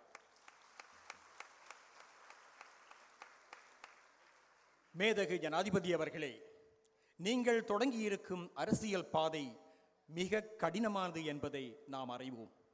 ஒரே நாளில் மாயாஜாலம் செய்வது போல இந்நாட்டின் அரசியல் போக்கை மாற்றிவிட முடியாது என்பதையும் நாம் அறிவோம்.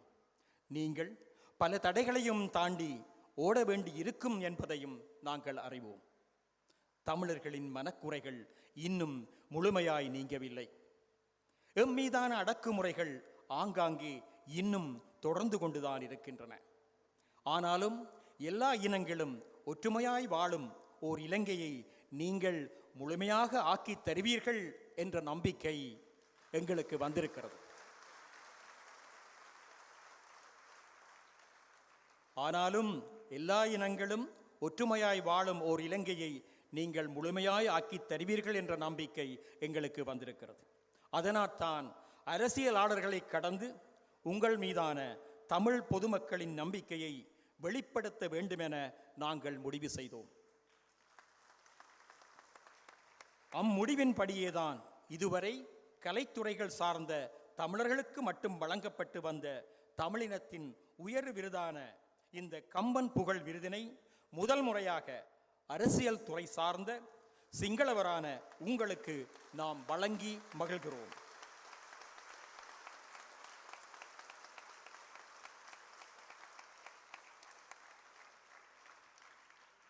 தமிழ் மக்கள் உங்களது நேர்மையான புரட்சி கரங்களை பலப்படுத்த உங்களோடு இணைந்து நிற்கிறார்கள் என்பதற்கான ஓர் அடையாளமாகவே இவ்விருது அமைகிறது என்பதை தங்களுக்கு தெரிவித்துக் கொள்கின்றோம். நன்றி.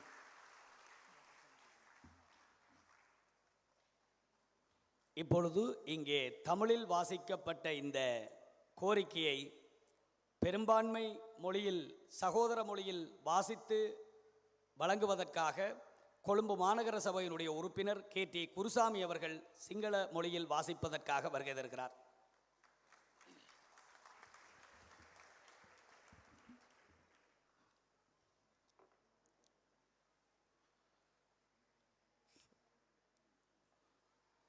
මෙම ගෞරවනීය සභාවේ අසුන්ගෙන සිටින ගෞරවනීය ආගමික නායකයන්ට, ගෞරවනීය අතිකරු ජනාධිපතිතුමාට, සම්මාන ලැබූ ගෞරවනීය වැඩිහිටියන්ට, මෙහි එක්ව සිටින ගෞරවනීය ප්‍රභූවරුන්ට, ගෞරවනීය මව්වරුන්ට සහ තරුණ මිතුරන්ට කම්බන් සංගමය වෙනුවෙන් ඔබ සැමට මාගේ ගෞරවනීය ආචාර්යත් උණුසුම් පිළිගැනීමත් පිරිනමමි. අතිකරු ජනාධිපතිතුමනි, මම මෙහි තනිව සිට කතා කළද මගේ මෙම කතාව මෙම මහත් දෙමළ සභාවේ අඬ ලෙස ඔබතුමා ඉදිරියේ තබන බව ගෞරවයෙන් ප්‍රකාශ කරමි. ගෞරවනීය ජනාධිපතිතුමනි, මෙම රටේ දේශපාලන ඉතිහාසය තුළ ඔබතුමා නව ආකාරයක විප්ලවයක් ආරම්භ කිරීමට උත්සාහ කරමින් සිටි. නිදාසෙන් පසු මෙම රටේ දේශපාලනය තුළ දෙමළ ජනතාව වූ අපි බෝ පීඩාවන්ට ලක් වූ බව ඔබතුමා හොඳින් දන්නා කරුණකි. ශ්‍රී ලංකාවේ පුරවැසියන් ලෙස මෙම රටේ දමිළ ජනතාව මෙම භූමියේ වර්ධනයට විශාල දායකත්වයක් ලබා දී ඇත. ඒත් ජාතිවාදී මනෝභාවයෙන් අන්ධ වූ සමහර අධිපතිවාදී දේශපාලකයන් දමිළ ජනතාව මෙම රටේ දෙවන පෙළ පුරවැසියන් බවට පත්කිරීමට උත්සාහ කළේ.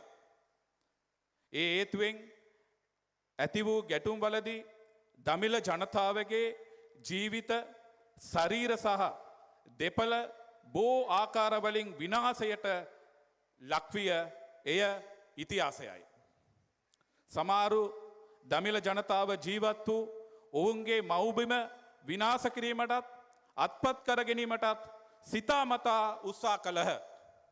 එමගින් මෙම රට කෙරෙහි අපගේ තරුණ පරපුරේ අදවත් තුල තිබූ බැඳීම ඉවත් කිරීමටද ඔවු උත්සාහ කළහ. ඒ හේතුවෙන් ඇති වූ යුද්ධය නිසා දශක 3ක් පුරා දමිළ සහ සිංහල ජනතාව පමණක් නොව මෙම රටේ ජීවත් වන සියලු ජන කොටස් දුක් විඳින්නට සිදුවිය. මෙවැනි අඳුරින් වට වූ අපගේ දේශපාලන ඉතිහාසය තුළ ඔබතුමා ආලෝකය ලබා දෙන සූර්යයෙකු ලෙස උදා වී සිටි. පළමු වතාවට සියලු ජන කොටස් වළඳ ගැනීමෙන් මෙම භූමිය සියලු දෙනාටම අයත්ය, මෙම භූමිය සියලු දෙනාටම අයත්ය යනුවෙන් ප්‍රකාශ කරමින් ඔබතුමා අපගේ අදවත් දිනාගෙන උසස් ස්ථානයක සිටිමි. ඔබතුමාගේ පෙමිණීම හේතුවෙන් මෙම රටේ ජීවත් වෙන සියලු ජන කොටස් තුල මෙම ජාතිය කෙරෙහි ඇති බැඳීම වැඩි වී ඇත. වෛරය පහව යමින් සියලු ජන කොටස් එකිනෙකාට ආදරය කිරීමට ආරම්භ කර ඇත. ඔබතුමා නිසා ඇති වූ තම දරුවන්ගේ එක්සත්භාවය සඳහා වූ උත්සාහය දැක ලංකා මාතාව සතුටට පත්වීමට ආරම්භ කර ඇත. ගෞරවනීය ජනාධිපතිතුමනි, ඔබතුමා ආරම්භ කර ඇති දේශපාලන මාර්ගය ඉතා දුෂ්කර එකක් බව අපි දනිමු. එක් දිනකින් මැජික් එකක් කලක් මෙන් මෙම රටේ දේශපාලන ගමන් මග වෙනස් කළ නොයේකි බවද අපි දනිමු. ඔබතුමාට බොහෝ බාධක හයිබවා ඉදිරියට යා යුතු බවද අපි දනිමු. දමිළ ජනතාවගේ අදවත් තුළ ඇති අසතුට සහ කනස්සල්ල තවමත් සම්පූර්ණයෙන් ඉවත් වී නැත. අපට එරෙහි පීඩන තැනින් තැන තවමත් පවතමින් පවති. ඒත් සියලු ජන කොටස් එක්සත්ව ජීවත් වන ශ්‍රී ලංකාවක් ඔබතුමා සම්පූර්ණයෙන් නිර්මාණය කරනු ඇතයි අප තුළ විශ්වාසයක් වී ඇති. එබැවින් දේශපාලකයන්ගේ ඔප්පට ගොස් දමිළ පොදු ජනතාව ඔබතුමා කෙරෙහි තබා ඇති විශ්වාසය ප්‍රකාශ කළ යුතුයි අපි තීරණය කළෙමු. ඒ තීරණය අනුව මෙතෙක් කලා සභා සාහිත්‍ය ශ්‍රේෂ්ඨවලට අයත් දමිළ ජනතාවට පමණක් පිරිනමා තිබූ දමිළ ජනතාවට පමණක් පිරිනමා තිබූ දමිළ ජනතාවගේ උසස් ගෞරවය සම්මානය වනය කම්බන් කීර්ති සම්මානය පළමු වතාවට දේශපාලන ශ්‍රේෂ්ඨයට අයත් සිංහල ජාතියෙකු වන අතිකරු ජනාධිපති වන ඔබතුමාට පිරිනැමීමට අපි සතුටු වෙමු.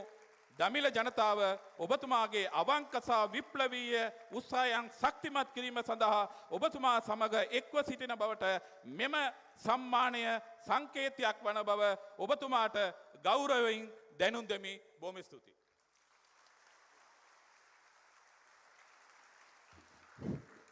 இந்த கோரிக்கைகளோடு இன வேற்றுமையால் பிளவுண்டு கிடந்த தேசத்தை ஒன்றுபடுத்துவேன் என உறுதி தந்து தேச தலைமை ஏற்றிருக்கும் ஆண்மையாளரான மேன்மை தங்கிய ஜனாதிபதி அனுரகுமார திசாநாயக்க அவர்களை கம்பன் கழகத்தைச் சேர்ந்த மூத்த உறுப்பினர்கள் மேடைக்கு அழைத்து வருகிறார்கள்.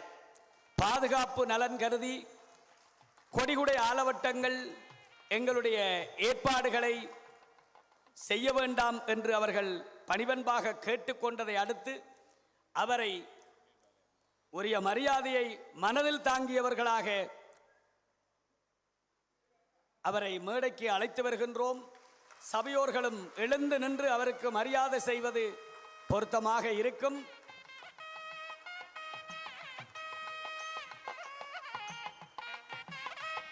எளிமையே உருவான தலைவன்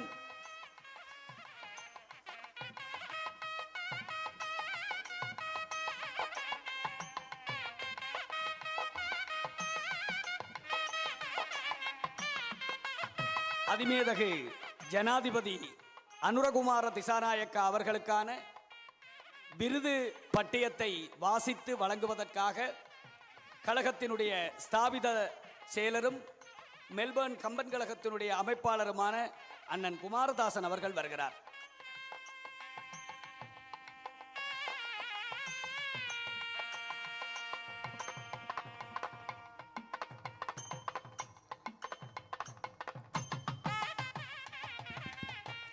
கம்பன் புகழ் விருது 2026 அதிமேதகு ஜனாதிபதி அனுரகுமார திசாநாயக்க அவர்கள். இலங்கை ஜனநாயக சோசலிச குடியரசு வரலாற்றை மாற்றியவன். ஈழத் தமிழரினம் எப்போதும் போராடி ஆழத் துயருற்று அமர்ந்திருந்த வேளையிலே வாழ வழி சமைப்பேன் வற்றாது நம்மண்ணில் நீளத்தான் வாழ்ந்தோரை நெஞ்சிருத்திச் சோதரராய் வீழாமல் நேசித்து வீருடனே காப்பனென வேளமென முழங்கித்தான் வெற்றிகளை கண்டவர்க்கு நாளும் தமிழர்களின் நன்றிதனை காட்டுதற்காய் நல்லோர் மனம் மகிழ நாம் கம்ப விருதளித்தோம். அனுராதபுரம் மாவட்டம் தம்புத்தேகம பகுதியில் 1968 ஆண்டு நவம்பர் மாதம் 24ஆம் தேதி பிறந்த அனுரகுமார திசாநாயக்க அவர்கள் தம்புத்தேகம காமினி மகா வித்தியாலயத்திலும் தம்புத்தேகம மத்திய கல்லூரியிலும் தனது பாடசாலை கல்வியை பெற்றுக்கொண்டார். தம்புத்தேகம மத்திய கல்லூரியிலிருந்து பல்கலைக்கழகத்திற்கு தெரிவான முதலாவது மாணவராக இவர் விளங்கினார். தொடக்கத்தில் பேராதனை பல்கலைக்கழகத்தில் இணைந்தார். அப்போதைய சூழ்நிலையால் பின்னர் களனி பல்கலைக்கழகத்தில் இணைந்து விஞ்ஞான துறையில் பட்டம் பெற்று வெளியேறினார். பாடசாலை காலத்திலிருந்தே அனுரகுமார அவர்களுக்கு அரசியலில் அதிக ஆர்வம் இருந்தது. தனது 19 வயதில் இலங்கையின் மார்க்சிஸ்ட் லெனினிஸ்ட் இடதுசாரி கட்சியான மக்கள் விடுதலை முன்னணியில் இவர் இணைந்தார். 1995ஆம் ஆண்டு சோசியலிச மாணவர் அமைப்பின் தேசிய அமைப்பாளராக ஜேவிபியால் நியமிக்கப்பெற்ற அனுரகுமார அவர்கள் அக்கட்சியின் மத்திய பணிக்குழுவிலும் இணைக்கப்பட்டார். 2014ஆம் ஆண்டு நடந்த ஜேவிபியின் தேசிய மாநாட்டில் அக்கட்சியின் புதிய தலைவராக தெரிவு செய்யப்பட்டார். இவர் ஜேவிபியின் தலைவரான பிறகு அக்கட்சியின் கடந்த கால வன்முறைகளுக்காகவும் மக்களின் உயிர் இழப்புகளுக்காகவும் மன்னிப்பு கோரி மக்களின் ஆதரவை பெற்றுக்கொண்டார். அக்கட்சி வன்முறைகளுக்காக மன்னிப்பு கோரியது அதுவே முதல் தடவையாகும். பின் 2019ஆம் ஆண்டு மக்கள் விடுதலை முன்னணி தலைமையில் தேசிய மக்கள் சக்தி உருவாக்கப்பட்ட போது அதன் தலைவராகவும் இவரே தெரிவு செய்யப்பட்டார். இலங்கையின் ஆற்றல் மிக்க பாராளுமன்ற உறுப்பினராக அனுரகுமார திசாநாயக்க அவர்கள் கடந்த 2 தசாப்தங்களாக விளங்கி வந்தார். 2000ஆம் ஆண்டு பாராளுமன்ற தேர்தலில் மக்கள் விடுதலை முன்னணியின் தேசிய பட்டியல் மூலமாக பாராளுமன்றத்தினில் நுழைந்த அவர் 2001ஆம் ஆண்டு நடந்த பாராளுமன்ற தேர்தலில் மீண்டும் பாராளுமன்ற உறுப்பினராக நியமிக்கப்பட்டார். பின் 2004ஆம் ஆண்டு நடைபெற்ற பாராளுமன்ற தேர்தலில் ஜேவிபியானது சுதந்திர கட்சியுடன் கூட்டணி அமைத்து போட்டியிட்டது. அத்தேர்தலில் குருநாகல் மாவட்ட உறுப்பினராக பாராளுமன்றத்தில் நுழைந்த இவர் அவ்வரசாங்கத்தில் விவசாயம், கால்நடைகள், காணி, நீர்ப்பாசனத்துறை அமைச்சராக பதவியேற்றார். பின்னர் செப்டம்பர் 2015 முதல் டிசம்பர் 2018 வரை நாடாளுமன்றத்தில் எதிர்க்கட்சியின் தலைமை கொறடாவாக பணியாற்றினார். அனுரகுமார திசாநாயக்க அவர்கள் தேசிய மக்கள் சக்தியை பிரதிநிதித்துவப்படுத்தி 2019 ஆண்டு நடந்த ஜனாதிபதி தேர்தலில் முதல் தடவையாக போட்டியிட்டார். அதில் 3வது இடத்தை பிடித்த அவர் ஊழலுக்கு எதிராக தொடர்ச்சியாக குரல் எழுப்பி வந்ததோடு பொருளாதார நெருக்கடியின் போது நடந்த போராட்டங்களிலும் தொடர்ந்து பங்கு கொண்டார். இதனால் அவருக்கான ஆதரவு தளம் நாட்டில் வேகமாக வலுவடைய ஆரம்பித்தது. இவரது ஆளுமை மிக்க பேச்சாற்றலாலும் ஆடம்பரம் இல்லாத நடத்தையாலும் கவரப்பட்ட மக்கள் தேசிய மக்கள் சக்தியின் பின்னால் இவருக்காகவே அணிதிரள தொடங்கினர். இதனால் 2024 ஆண்டு ஜனாதிபதி தேர்தலில் அனுரகுமார திசாநாயக்க அவர்கள் 57,40,179 வாக்குகளை பெற்று பெருவெற்றி அடைந்தார். இதனால் இலங்கை ஜனநாயக சோசலிச குடியரசின் 9வது நிறைவேற்று அதிகாரம் கொண்ட ஜனாதிபதியாக 2024 ஆண்டு செப்டம்பர் மாதம் 23ஆம் தேதியன்று அவர் பதவி பிரமாணம் செய்து கொண்டார். வெறும் 3% வாக்கு வங்கியை கொண்டிருந்த தனது கட்சியை நாட்டின் ஆட்சி அதிகாரத்தில் அமர்த்திய தன்னிகரற்ற ஆளுமை மிக்க தலைவராக சர்வதேசம் இவரை பாராட்டியது. மக்கள் வரிப்பணத்தை வீணடிக்காமை, குடும்ப அரசியலை முன்னிறுத்தாமை, நட்புறவோடு ஏழை எளிய மக்களை அணைத்து நின்றமை போன்ற பண்புகளால் மக்களது விருப்பத்துக்குரிய தலைவராக அனுரகுமார திசாநாயக்க அவர்கள் இன்று விளங்குகின்றார். இந்நிலையில் சிங்களவராக இருந்தாலும், தமிழராக இருந்தாலும், முஸ்லிமாக, பேகராக, மலையராக இருந்தாலும் நாம் அனைவரும் இலங்கை பிரஜைகள் என்று பெருமையுடன் வாழக்கூடிய நடைமுறை சாத்தியமான ஒரு நாடு உருவாகும் வரை அதற்கான அரசியல் பொருளாதார மறுசீரமைப்புகளை மேற்கொள்ள ஒருபோதும் நான் பின்வாங்க மாட்டேன் என்றும், இந்நாட்டில் பெரும்பான்மை சிறுபான்மை என்ற பிரிவை நாம் ஏற்கவில்லை. இங்கு வாழும் ஒவ்வொருவரும் சமமான குடிமக்களே. இந்த நாட்டில் யாரும் இரண்டாம் தர குடிமக்கள் இல்லை. எந்த மதத்தவராக இருந்தாலும் அனைவருக்கும் இங்கு சம உரிமை இருக்க வேண்டும் என்றும் துணிந்து கூறி இலங்கை அரசியல் வரலாற்றில் புதியதோர் பாதையை அமைக்க முயற்சித்து வருபவரும், இனவேற்றுமையால் பிளவுண்டு கிடந்த தேசத்தை ஒன்றுபடுத்துவேன் என உறுதி தந்து தேச தலைமை ஏற்றிருப்பவருமான இவ் ஆண்மையாளருக்கு இந்நாட்டில் வாழும் தமிழ் மக்களின் ஆதரவை தெரிவிக்கும் முகமாக அமரர் வி.டி.வி. தெய்வநாயகம் பிள்ளை நினைவாக வி.டி.வி. ஃபவுண்டேஷன் நிறுவிய கம்பன் புகழ் விருதினை 2026 ஆண்டு கொழும்பு கம்பன் விழாவில் வழங்கி கௌரவிப்பதில் அகில இலங்கை கம்பன் கழகம் பெருமை கொள்கிறது.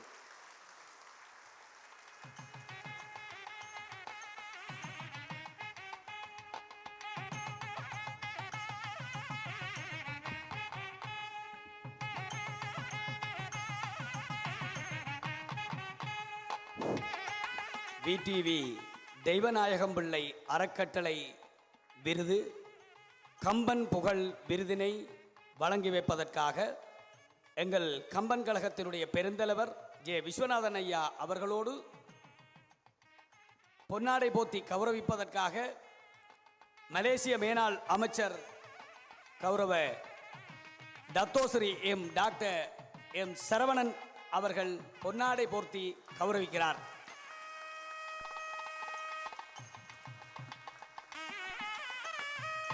அவருக்கு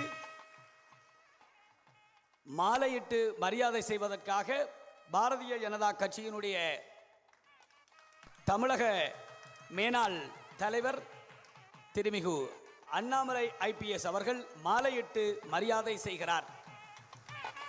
அவருக்கான விருது கேடயம், பொற்கிளி என்பவற்றை வழங்கி கௌரவிப்பதற்காக கழகத்தின் பெருந்தலைவரோடு வி.டி.வி.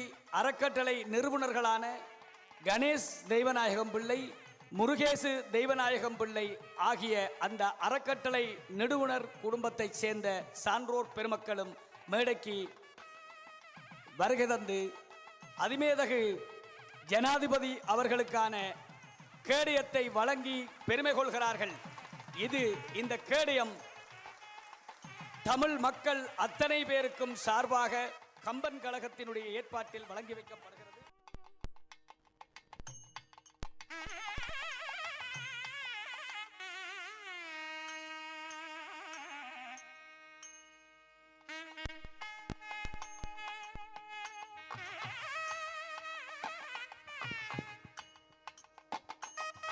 இப்பொழுது கௌரவம் பெற்ற அதிமேதகு ஜனாதிபதி அவர்கள் உரை நிகழ்த்த இருக்கிறார். அவருடைய உரையை மொழிபெயர்ப்பு செய்வதற்காக அகமட் நசீர் அவர்கள் இங்கே வருகை தருகிறார். வணக்கம்.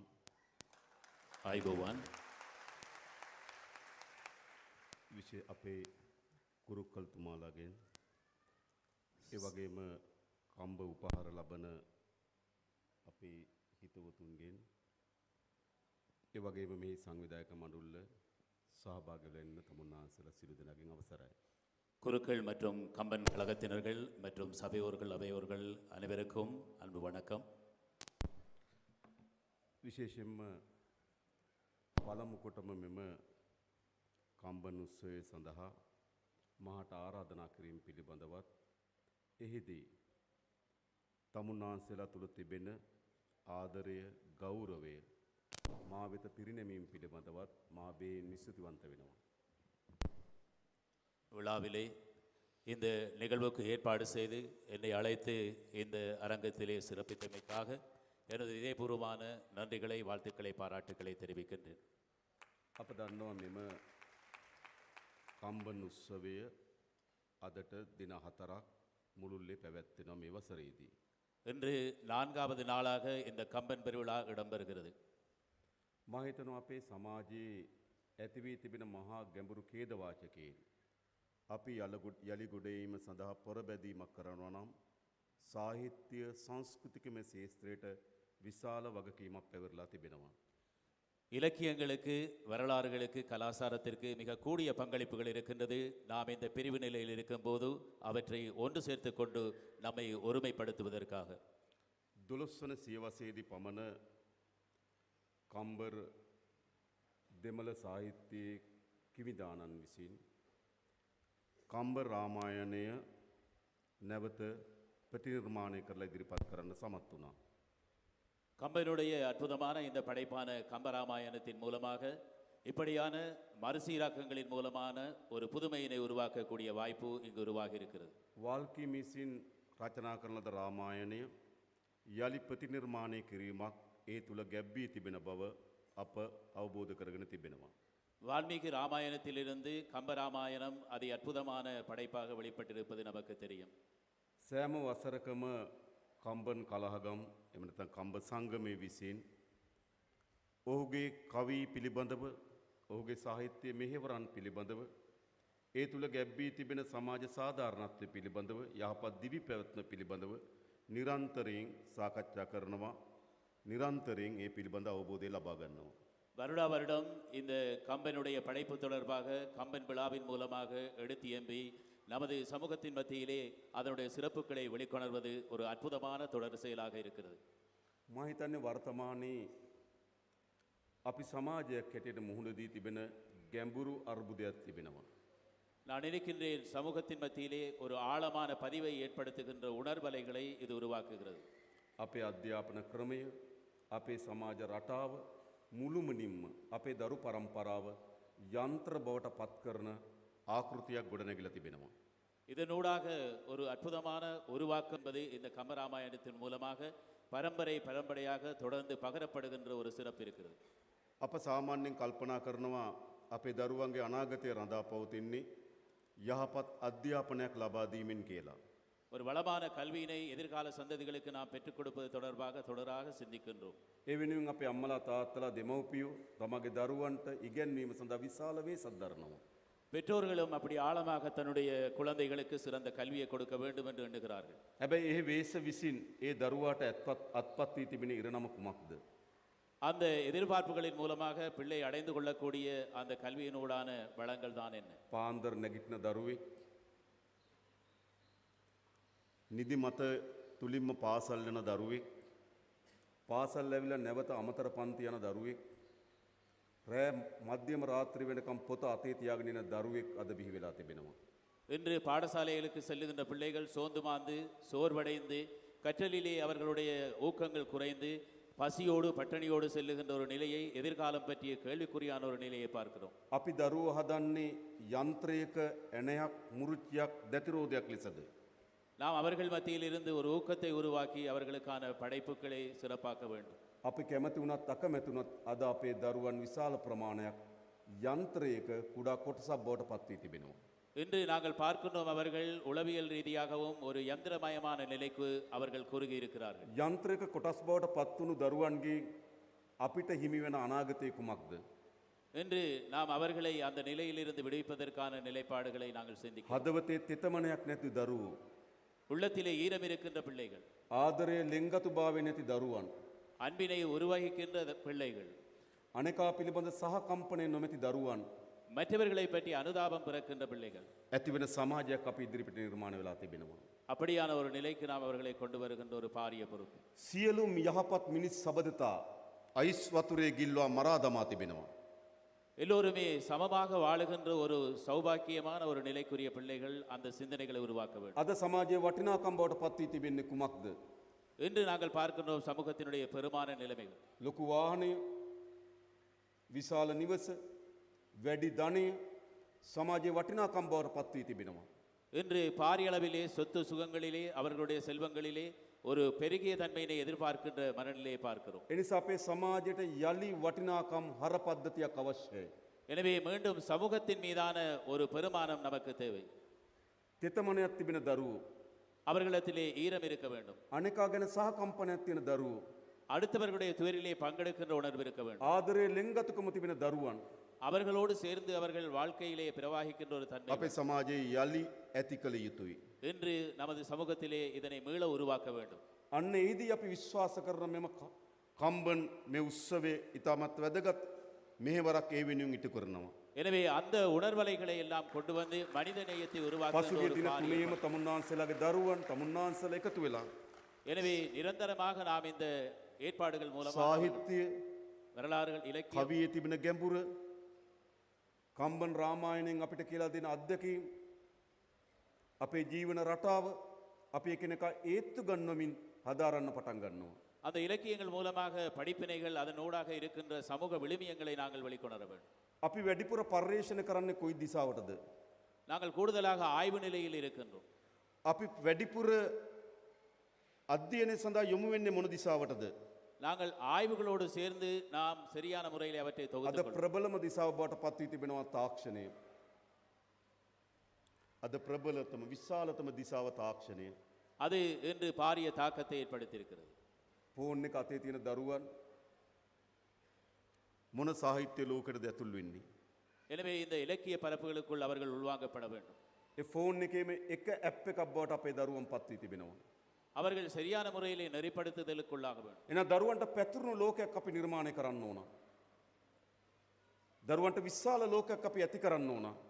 எனவே அவர்கள் மத்தியிலே பாரிய உணர்வலைகளை ஏற்படுத்தி அந்த අන්නේ மன- විශාල ලෝකේ නම් සාහිත්‍ය, කලාව, තෙතමනය, ආදරය පෙරදර කරගත් ලෝකයක් අපේ දරුවන් නිර්මාණය කරන්න ඕන. எனவே இந்த நடத்தைகளை மாற்றுவதற்கு இலக்கியத்தினூடாக அன்பு, கருணை, பாசம் என்பதை உருவாக்க வேண்டும். අපි දන්න අපේ සමාජයේ බෙදුරු සමාජයක් බවට පත් වී තිබුණා. பிரிவினைக்குரிய ஒரு சமூகமாக இருக்கிறதை பார்க்கிறோம். එකිනෙකා කෙරේ සැකයෙන්, වෛරයෙන්, ක්‍රෝධයෙන් බලන සමාජයක් අපි ඉදිරිපිට තිබුණා. வைராக்கியம், குரோதம் போன்றவைகளோடு இருக்கின்ற நிலையில் இருக்கின்ற சமூகம். උතුරේ දෙමළ ජනතාව කෙරෙහි දකුණේ සිංහල ජනතාව සැකය, වෛරය, ක්‍රෝධයෙන් බලන සමාජයක් තිබුණා. வடக்கிலும் தெற்கிலும் என்று மக்கள் மத்தியிலே அவர்களுக்கு வெவ்வேறான உணர்வு. උතුරේ දෙමළ සමාජය සිංහල සමාජය ලෙස එලෙසම බලන සමාජයක් තිබුණා. வடக்கிலே அவர்கள் சிங்கள மக்களை வேறு விதமாக உணர்கின்ற நிலை. එකිනෙකා අතර සැකය, වෛරය, ක්‍රෝධයෙන් බලන සමාජයක් අපිට ඉතුරු කරන්නේ කුමක්ද? நாம் அப்படியானவர்களை மாற்ற வேண்டும், அதுவல்ல சமூகம். උතුරටද දකුණටද කිසිදු ජයග්‍රහණයක් අපිට ඉතුරු කරන්නේ නැහැ. நாம் வடக்கிலிருந்து தெற்கு வரை அந்த நிலையிலே மாற்றங்கள் கொண்டு අපිට வரணும். ඉතිරි කරන්නේ විනාශය. අපිට ඉතිරි කරන්නේ ඛේදවාචකය. நாம் அந்த அழிவு, அந்த பாதிப்பான செயல்கள், එහෙම නෙවෙයිද? යුද්ධයකදී පළමු විටම මිය යන්නේ මනුස්සත්වය. යුද්ධයකදී පළමුවම මිය යන්නේ මිනිසත්කම. யுத்தத்திலே முதலாவது இறப்பது மனிதம். සාහිත්‍යයේදී පළමු නැගිටින්නේ මනුස්සත්වය. இலக்கியத்திலும் அவைகள்தான் முதலிலே இறக்கின்றது. එනිසා අපි සාහිත්‍යයක් අවශ්‍යයි. எனவே அந்த இலக்கியத்தின் ஊடாக நாம் அதனை අපිට ஊட்டுவதற்கு ඉතාමත් ඛේදනීය ඉතිහාසයන් තිබෙනවා. எனவே அந்த இலக்கியத்தினூடாக நாம் அவற்றை ஊட்ட வேண்டும். තාමත් අපිට සොයාගන්න බැරි ඉතිහාසයන් තිබෙනවා.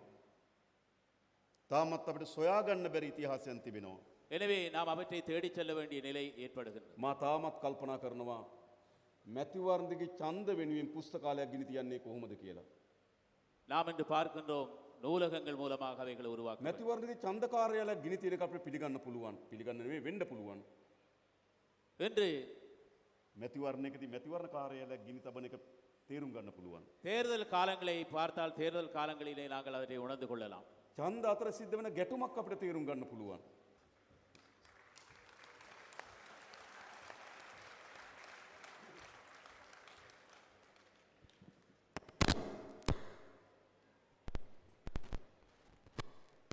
කොහොමත් මගේ සිංහල භාෂාව ටිකක් ගැඹුරුයි. ඉතින් අපේ රාමලිංගම් සහෝදරයා මම දීර්ඝ කාලයක් මේ කතා පරිවර්තනය කළා තිබෙනවා. එතුමා ඉතා හොඳින් පරිවර්තනය කරාවි කියලා මම බලාපොරොත්තු වෙනවා. ඉතින් මම ඔබට කියමින් හිටියේ ඡන්දයකදී මැතිවරණ කාර්යාලයක් ප්‍රහාරයක් එල්ලවීම විය හැකි දෙයක්. நான் இவ்வளவு நேரம் உங்களுக்கு சொல்லிக் கொண்டிருந்த விடயம் தான் அதாவது தேர்தலின் பொழுது ஏற்படுகின்ற பிணக்குகள் என்பது ஒரு சாதாரணமான ஒன்று. ඡන්දයකදී දෙදෙනෙක් අතර ගැටුමක් ඇති විය හැකි තත්වයක් තිබුණා. அதாவது தேர்தலின் பொழுது இரு சாராருக்கு இடையிலே பல்வேறு முரண்பாடுகள் හැබැයි ඡන්දයකදී පුස්තකාලයක් गिनी තියන්නේ ඇයි? அதாவது தேர்தலின் பொழுது ஒரு ஒரு நூலகத்தை எரிப்பது ஏன்? මා දන්නේ ඒක අපි තේරුම් ගන්නේ කොහොමද කියලා. அது எனக்கு தெரியவில்லை எப்படி நான் அதை புரிந்து கொள்வது என்று. අපේ උතුරේ ජනතාව සහ මේ පොතපත අතර ඉතාමත් ஐந்திரிய සබඳතාවයක් அதாவது තියෙනවා. வடக்கில் இருக்கின்ற மக்களுக்கும் புத்தகங்களுக்கும் இடையில் நெருங்கிய உறவு இருந்தது. උතුරේ ගම්මාන ඇතුලේ කුඩා කියවීම් ශාලා තිබෙනවා.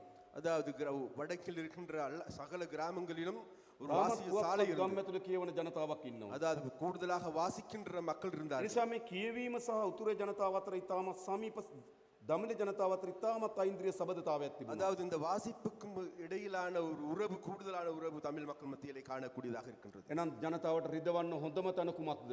அதாவது அந்த மக்களை புண்படுத்தக்கூடிய இலகுவான இடம் எது? කියවීම ජීවන විලාසයක් බවට පත් කරගත්තු ජනතාවක්. அதாவது வாசிப்பை தங்களது வாழ்க்கையாக கொண்டிருந்த மக்கள், කියවීම සංස්කෘතියක් බවට පත් කරගත්තු ජනතාවක්. வாசிப்பை ஒரு கலாச்சாரமாக கொண்டிருந்த மக்கள், කියවන පුස්තකාලට සිරෙප්පු ගලවලා යන ජනතාවක්. அதாவது நூலகத்துக்கு அதாவது செருப்புக்களை கலட்டி விட்டு செல்லுகின்ற மக்கள். රිදවන්න තියෙන හොඳම තැන කුමක්ද? அதாவது நோக கடிக்கக்கூடிய இலகுவான இடம் எது? පුස්තකාලය गिनी තැබීම. அதாவது நூலகத்தை எரித்து சாம்பலாக்குவது. එවැනි තාමත් බිහිසුණු ඛේදවාචකයන්ට අපේ සමාජය මුහුණ දී තිබෙනවා. அதாவது அவ்வாறான மிகவும் கொடுமையான கொடூரத்திற்கு எங்களுடைய சமூகம் முகம் கொடுத்து கொண்டிருக்கின்றது.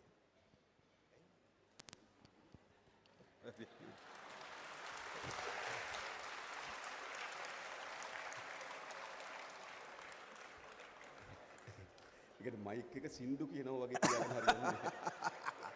மைக்ல பாடுற மாதிரி இல்ல. சரி. ඉතින් මම ඔබට කියමින් ඉන්නේ ඒ නිසා අපිට අවශ්‍යයි සිංහල දෙමළ මුස්ලිම් බර්ගමැලේ අපි සියලු ජනතාවගේ සහෝදරත්වයෙන් සාමයෙන් පිරි රාජ්‍යයක් අපිට අවශ්‍යයි. அதாவது உங்களுக்கு நான் சொல்லிக் கொண்டிருந்தது வேறு எதுவும் தமிழ் சிங்கள முஸ்லிம் பேக மக்கள் எங்களுக்கு இடையிலே ஒரு ஐக்கிய ஒற்றுமை கட்டியெழுப்ப வேண்டிய தேவையாக இருக்கின்றது. මා දන්නවා තාමත් අපි මුළුමනින්ම ගැටලු විසඳාගෙන නොමැති බව. எனக்கு தெரியும், அதாவது இன்னமும் கூட நாங்கள் இந்த எங்களுடைய பிரச்சனைகளை முழுமையாக தீர்த்து கொள்ளப்படவில்லை என்பது எங்களுக்கு தெரியும். තවත් අපි ගැටලු විසඳීම සඳහා දුරක් යා යුතු බව.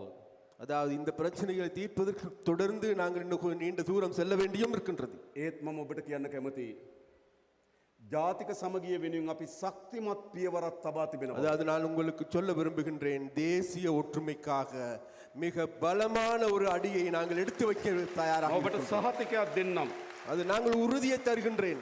මේ තබන ලද පියවර කිසිසේත්ම அதாவது ආපසු නොහරන எங்களால் බව. முன்னெடுக்கப்படுகின்ற இந்த நடவடிக்கை ஒருபோதும் நாங்கள் பின்வாங்க மாட்டோம்.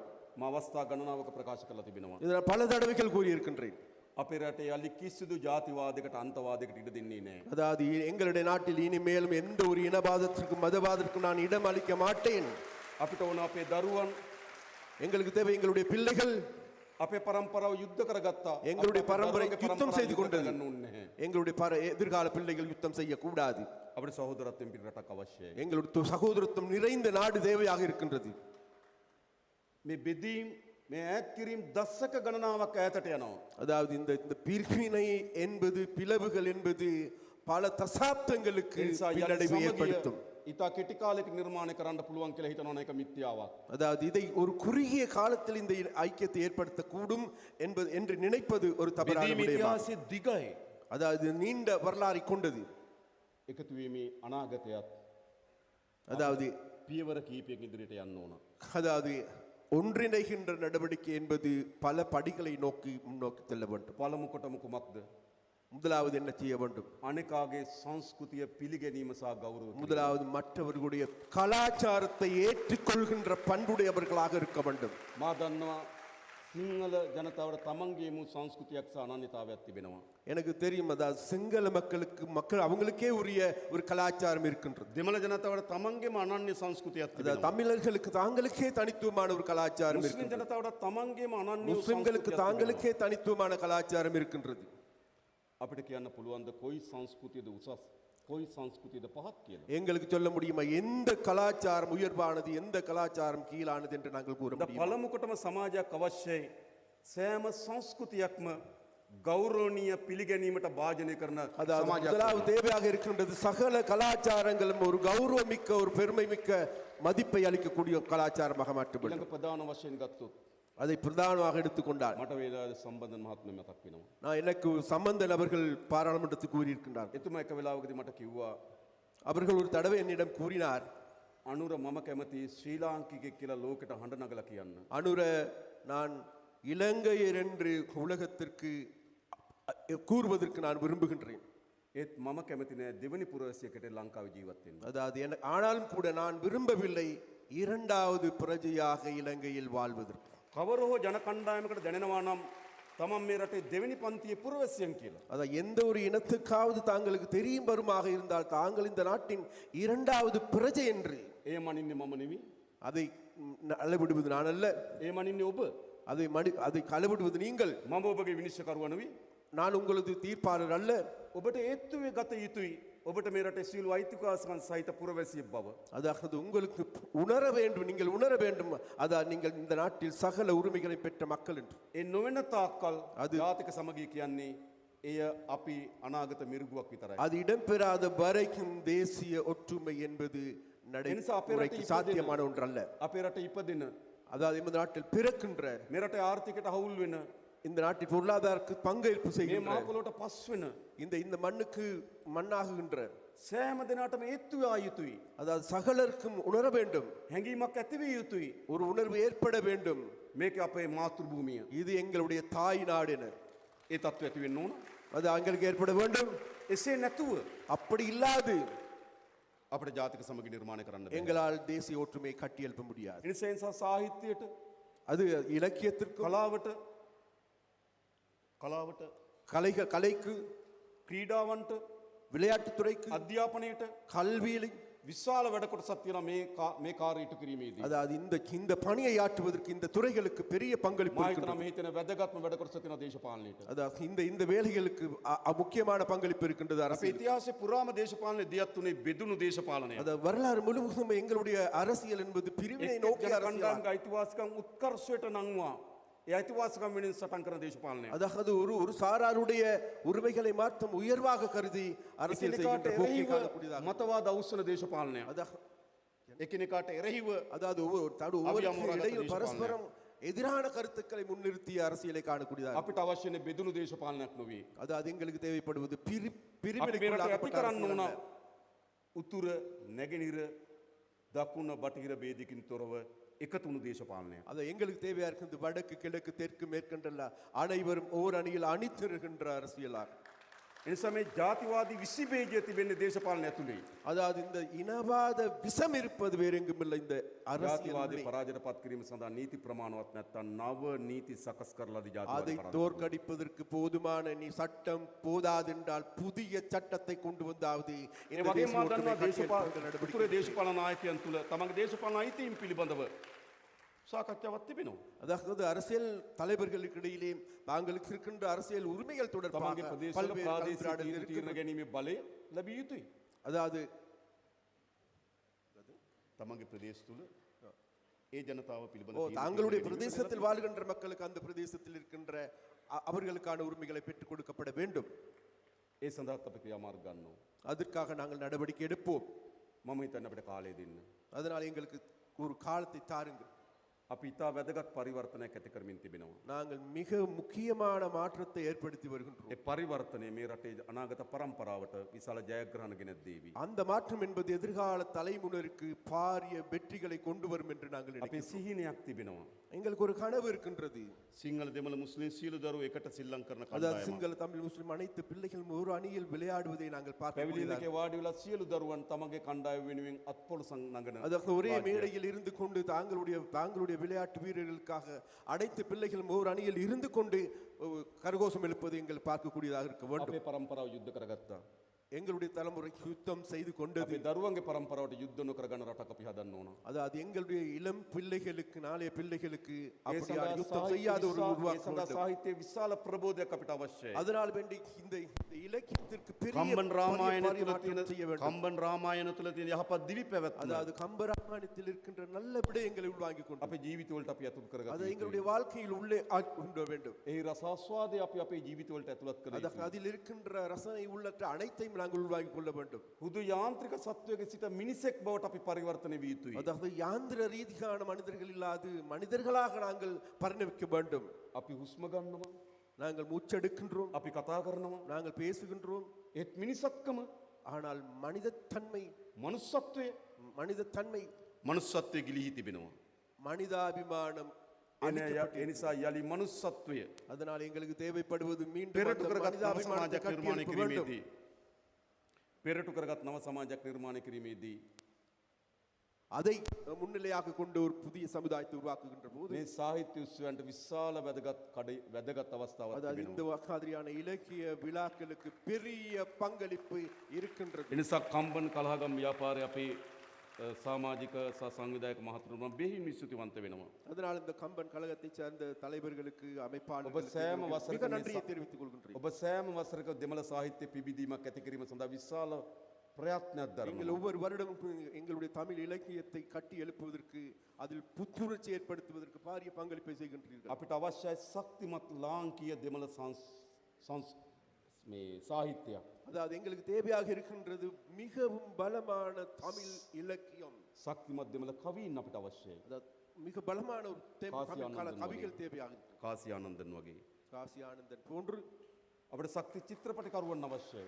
நல்ல நல்ல கலைஞர்கள், திரைப்பட கலைஞர்கள் தேவையாக இருக்கின்றது. ලාංකීය දෙමළ කලාවේ සාහිත්‍ය විශාල ප්‍රබෝධයක් අපි ඇති කළ යුතුයි. அதுக்காவது இலங்கையில் இருக்கின்ற தமிழ் கலைகளில் பெரிய ඒ සඳහා புத்துணர்ச்சி වෙනුවෙන් ஏற்படுத்த வேண்டும். මෙදියතන කවරෝ සංගමයක් තිබෙනවා නම්, அதற்காக வேண்டி எந்த ஒரு சங்கமாக කවරෝ இருக்குமாக இருந்தால், සංවිධානයක් තිබෙනවා නම් எந்த ஒரு அமைப்பு இருக்குமாக இருந்தால் අපි රාජ්‍යයක් හැටියට ඒ වෙනුවෙන් උපරිම සහාය දායකත්වය ලබා அரசு දෙන්න. என்ற வகையில் அதற்கு போதுமான අපි ஆதரவை தருவதற்கு අපි நாங்கள் தயாராக ශක්තිමත් ලාංකීය දෙමළ සාහිත්‍යයක් ගොඩනගමු. அதனால் வேண்டி தமிழ் இலக்கிய கலைகளை நாங்கள் கட்டியெழுப்ப வேண்டும். ශක්තිමත් දෙමළ නාට්‍ය කලාවක් ගොඩනගමු.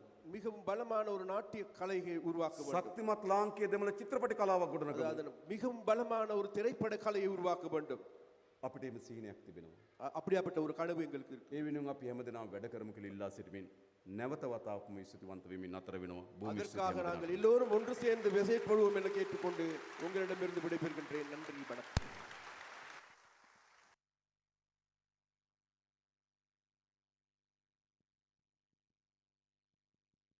எங்கள் தாழ்மையான அழைப்பை ஏற்று ஒரு நாட்டின் ஜனாதிபதி மிக எளிமையான முறையில் வருகை தந்து ஆடம்பரம் எதுவுமின்றி அமைதியாக இந்த நாட்டின் மக்கள் கோரிக்கையை பேதமின்றி ஏற்றுக்கொள்வேன் என்று அந்த விருதை வழங்கி சென்ற அந்த பெருமை. அவர் நாங்கள் இந்த சபையிலே தமிழ் மக்கள் சார்பாக முன்வைத்த கோரிக்கையையும் நிச்சயம் நிறைவேற்றுவார் என்கின்ற நம்பிக்கையோடு அவரை வழியனுப்பி வைக்கிறோம். இலங்கை மணி திருநாட்டினுடைய தமிழ் மக்கள் அத்தனை பேருடைய ஏகோபித்த நன்றியாக கம்பன் கழகம் அந்த பெருமகனுக்கு நன்றி கூறுகின்றது.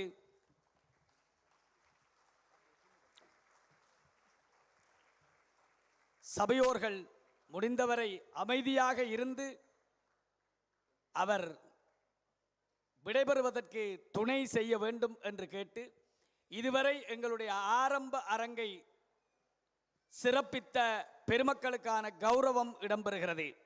இன்றைய மாலை நேர நிகழ்வுக்கு மங்கள விளக்கேற்றி சிறப்பித்த தேவி ஜுவல்லரி அதிபர் திருமிகு வாசு அவர்களுக்கான கௌரவம் கொழும்பு கம்பன் கழகத்தினுடைய பெருந்தலைவர் ஜே விஸ்வநாதன் ஐயா அவர்களால் வழங்கி வைக்கப்படுகின்றது.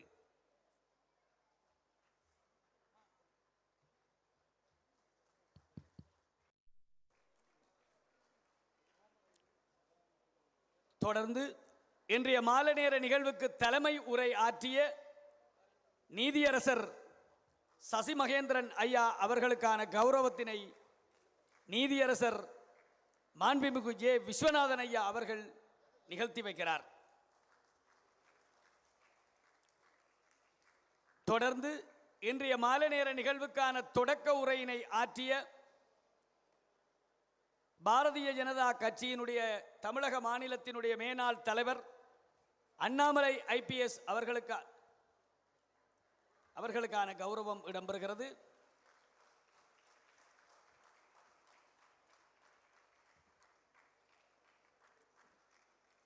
தொடக்க உரையை நிகழ்த்திய வைத்திய நிபுணர் முகமது ரேலா ஐயா அவர்களுக்கான கௌரவம் தொடர்ந்து இடம்பெறுகிறது.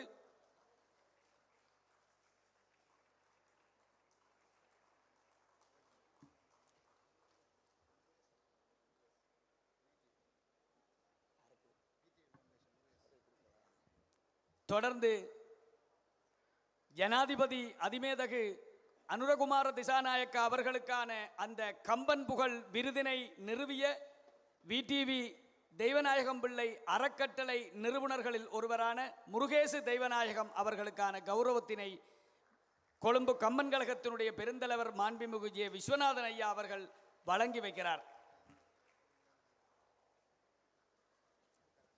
இந்த அளவோடு எங்களுடைய இந்த மாலை நேர நிகழ்வினுடைய ஆரம்ப அரங்கை நிறைவு செய்து கொண்டு அடுத்த அரங்கான நாடக அரங்கத்துக்குள் நுழைகிறோம். இன்றைய தினம் எங்களுடைய சான்றோர் கௌரவ வரிசையில் இங்கே வருகை தந்து சான்றோர் கௌரவத்தினை பெற்று சென்ற பெருமக்கள் அத்தனை பேருக்கும் நன்றி கூறி அவர்களுக்கு நன்றி கூறி அனுப்பி வைக்கிறோம். இந்த ஆண்டு கம்மன் விழாவில் அலங்காரமான இந்த மேடை வடிவமைப்பை எமக்காக அனுசரணை செய்து துணை நின்ற மேடை அலங்கார கலைஞர் திரு விஷ்ணு அவர்களுக்கான கௌரவம் இப்பொழுது இடம்பெற இருக்கின்றது. அந்த கௌரவத்தினை கொழும்பு கம்பன் கழகத்தினுடைய பெருந்தலைவர் மாண்புமிகு ஜே விஸ்வநாதன் ஐயா அவர்கள் வழங்கி வைக்கிறார்.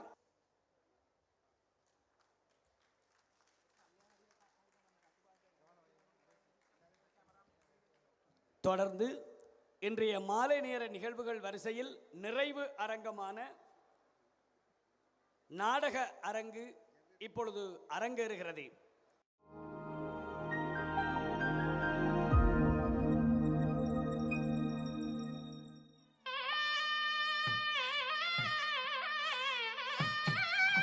நாங்கள் எதிர்பார்த்து காத்திருந்த எங்கள் நாட்டை எல்லா மக்களுக்கும் சொந்தமானது என்று பேரினவாத சிந்தனைகளை புறந்தள்ளி எல்லா நாட்டுக்கும் எல்லா இனத்தவர்களுக்கும் சொந்தமானது என்று சொல்லி சமத்துவத்தை நிலைநாட்டி வெற்றி கொண்ட சரித்திர நாயகன் மாண்புமிகு அதிமேதகு ஜனாதிபதி அனுரகுமார திசாநாயக்க அவர்கள் இதோ உங்கள் சபையை நோக்கி வந்து கொண்டிருக்கிறார்.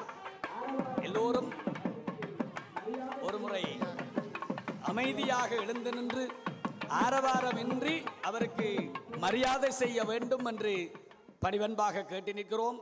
கம்பன் கழக தொண்டர்கள் கொடி, குடை, ஆலவட்டம் என்பவற்றை தாங்கி